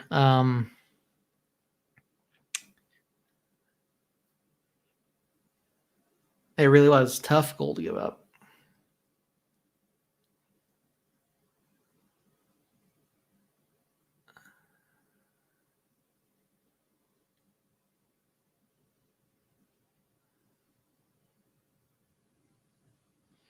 Interception by Tete, who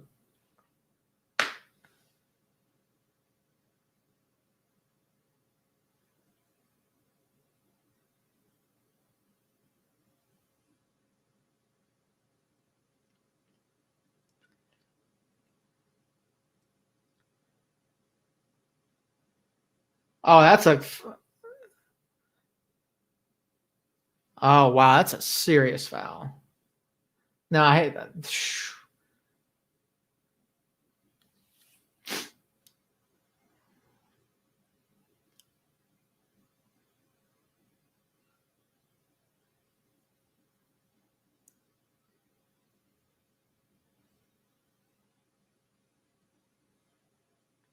That should be red.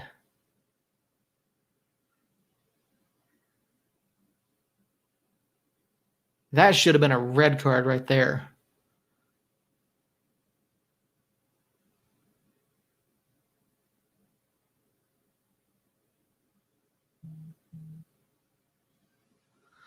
Disgusting foul by McCabe.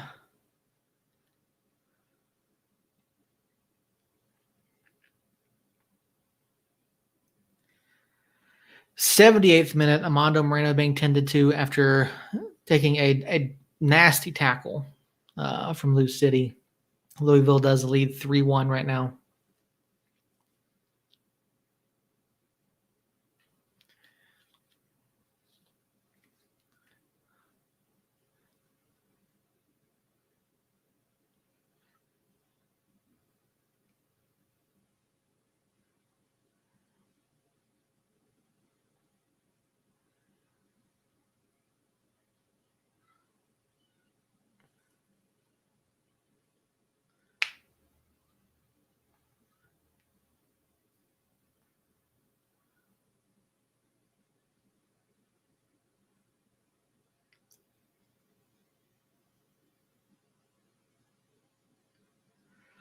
I mean, there's still time.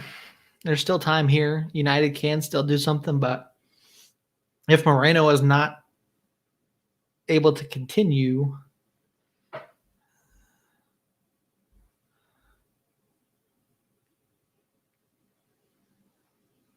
but I mean, yeah. Ilya Illich comes on for Armando Moreno.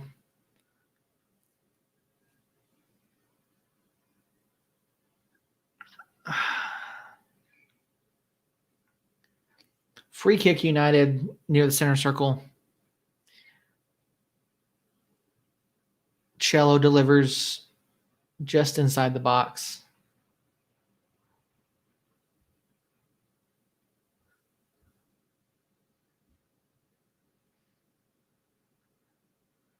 Big switch over the top.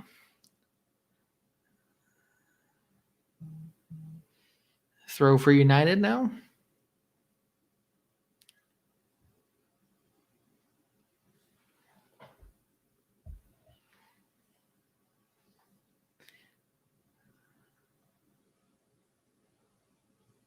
Devin gets taken down.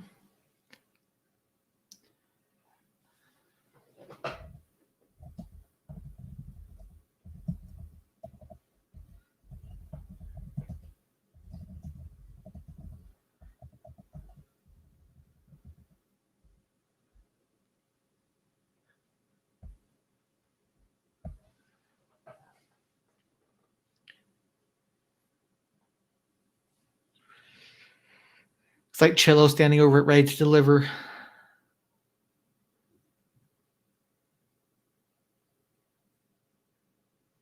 Hubbard gets the punch, and then it gets cleared farther out. Lou City looking to break.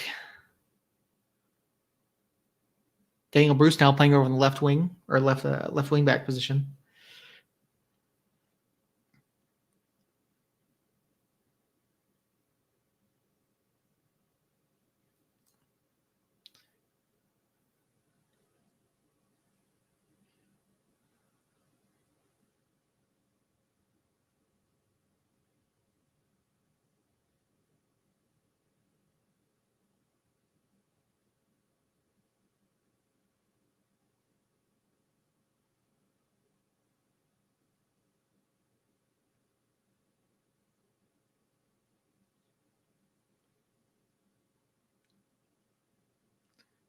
Big switch to the left.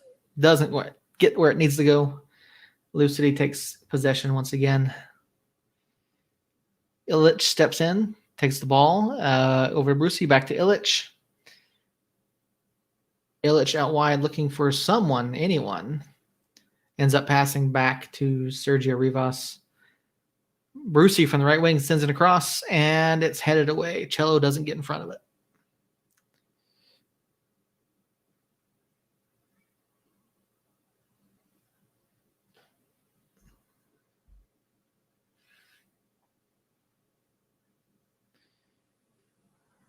Brucey on the right wing again, sends it across well out of play.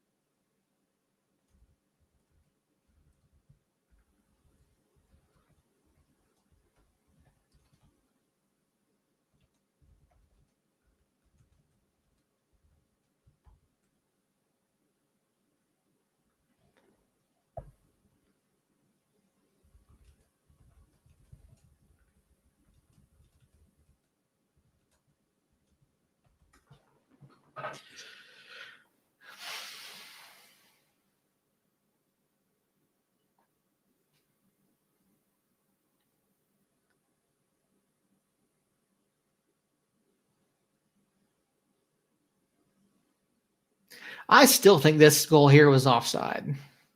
I could be wrong, but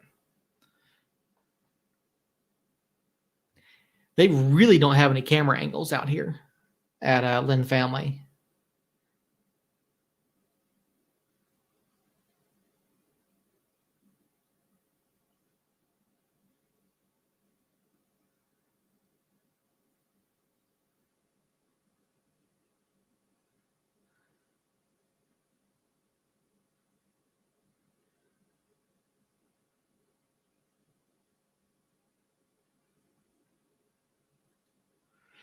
'85th minute, Lou City up 3-1 over New Mexico United.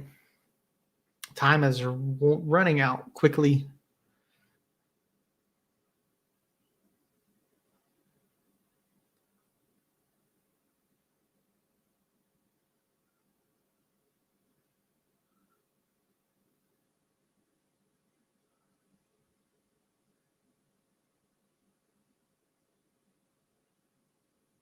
Uh, 3-1, Jerry. It's 3-1 now.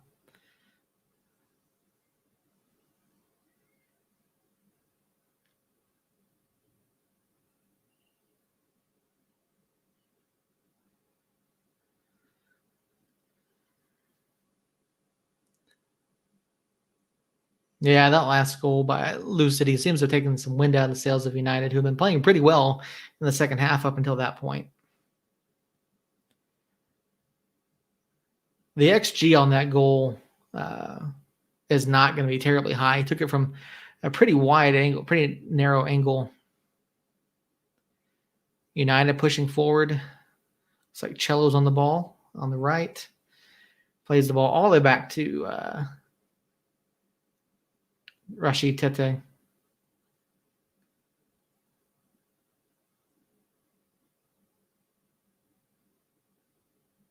No, Jerry, dude, we're not out. No.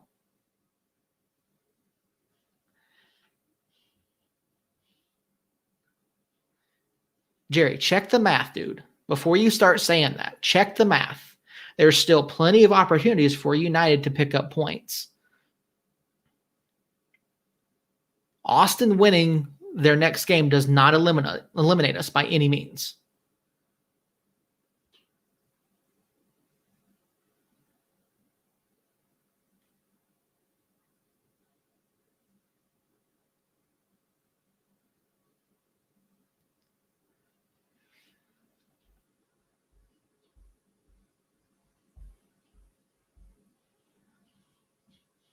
Look, Jerry, I get it. You're an El Paso homer. I get it. But it's simple math. We still have matches remaining. We can still pick up points.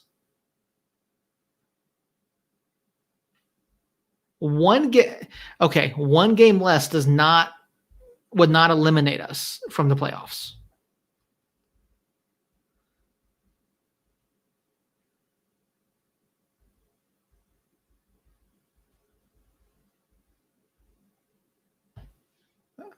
Yes, we would drop to fifth, but we're not eliminated from the playoffs, Jerry. Do the math, dude. Like,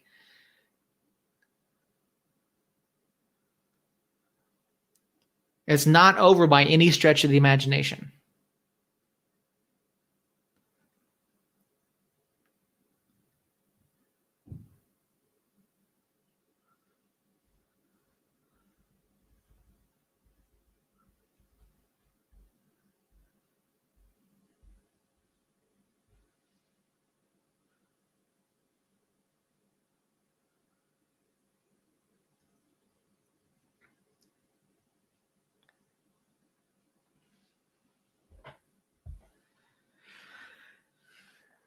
All right, 88th minute, heading into the 89th. No, it's not frustration, Jerry. It's facts. Like, there's matches left to play. There's plenty of opportunities to pick up points. Like, nothing is done. Nothing is decided.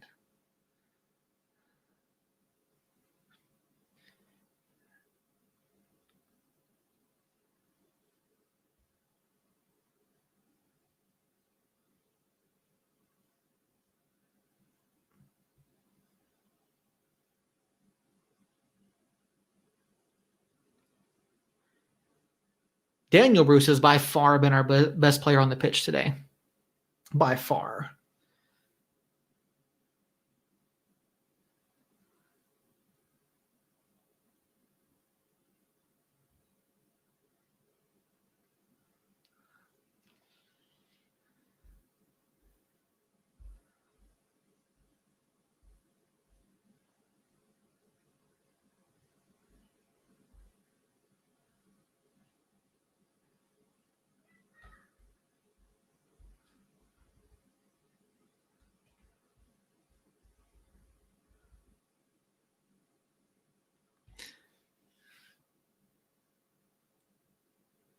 Nobody in the Mountain Division controls their own fate except for El Paso and Colorado. Like, everybody needs help at this point. Look at Austin's remaining schedule. Austin still has, they've got Tacoma, OKC, they've got Birmingham, they've got El Paso, San Antonio, and Charlotte. Not to mention Real Monarchs, but they don't count. Like, Austin Bold's remaining schedule, it's absolutely brutal. RGV's remaining schedule is pretty bad too. It's all within the Mountain Division.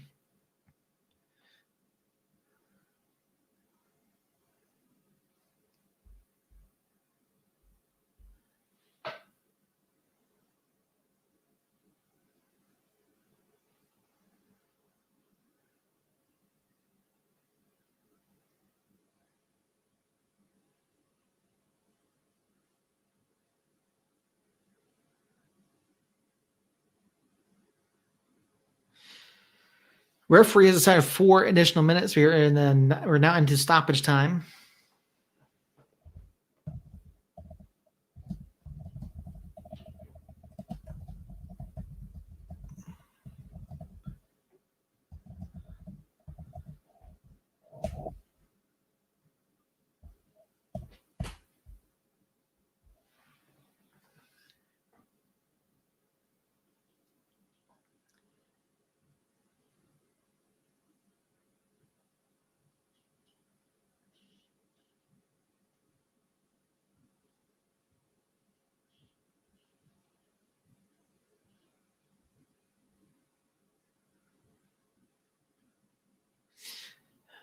3 more minutes, or 1 minute of the scheduled amount of stoppage time has already passed.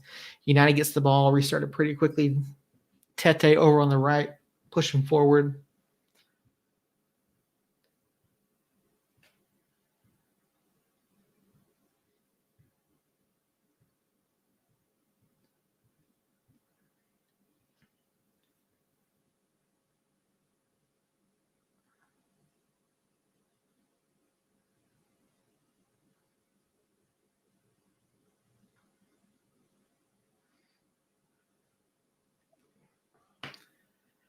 Suggs sends the ball in towards the middle of the box, but there's no one there except for some Lou City players.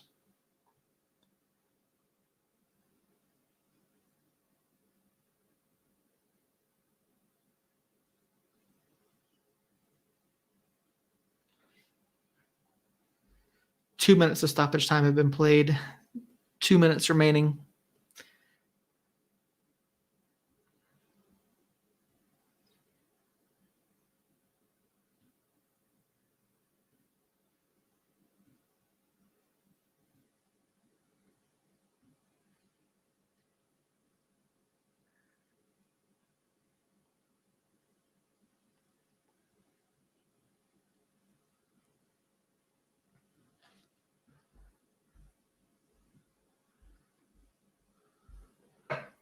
McLaughlin fires from distance, goes well over the bar and into the crowd.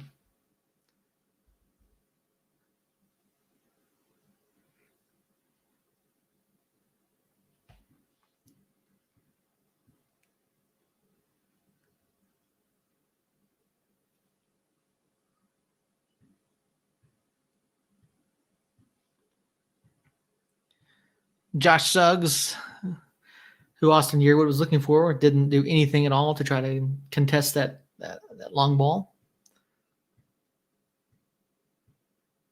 Devin Sandoval with a scorpion kick thing. And the Lou City keeper falls on top of it.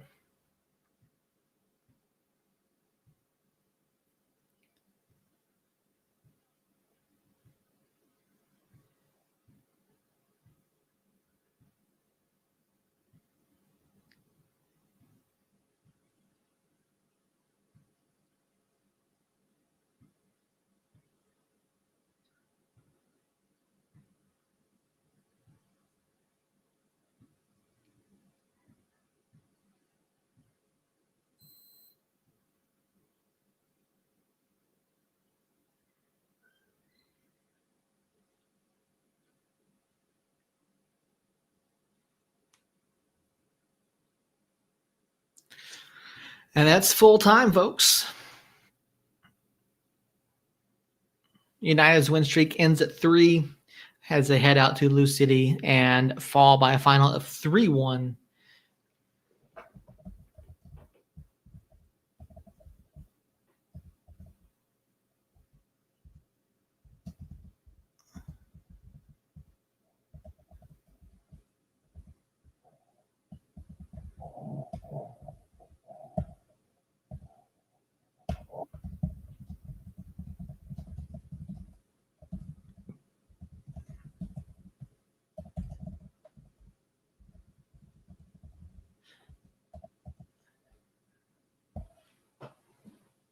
All right, folks.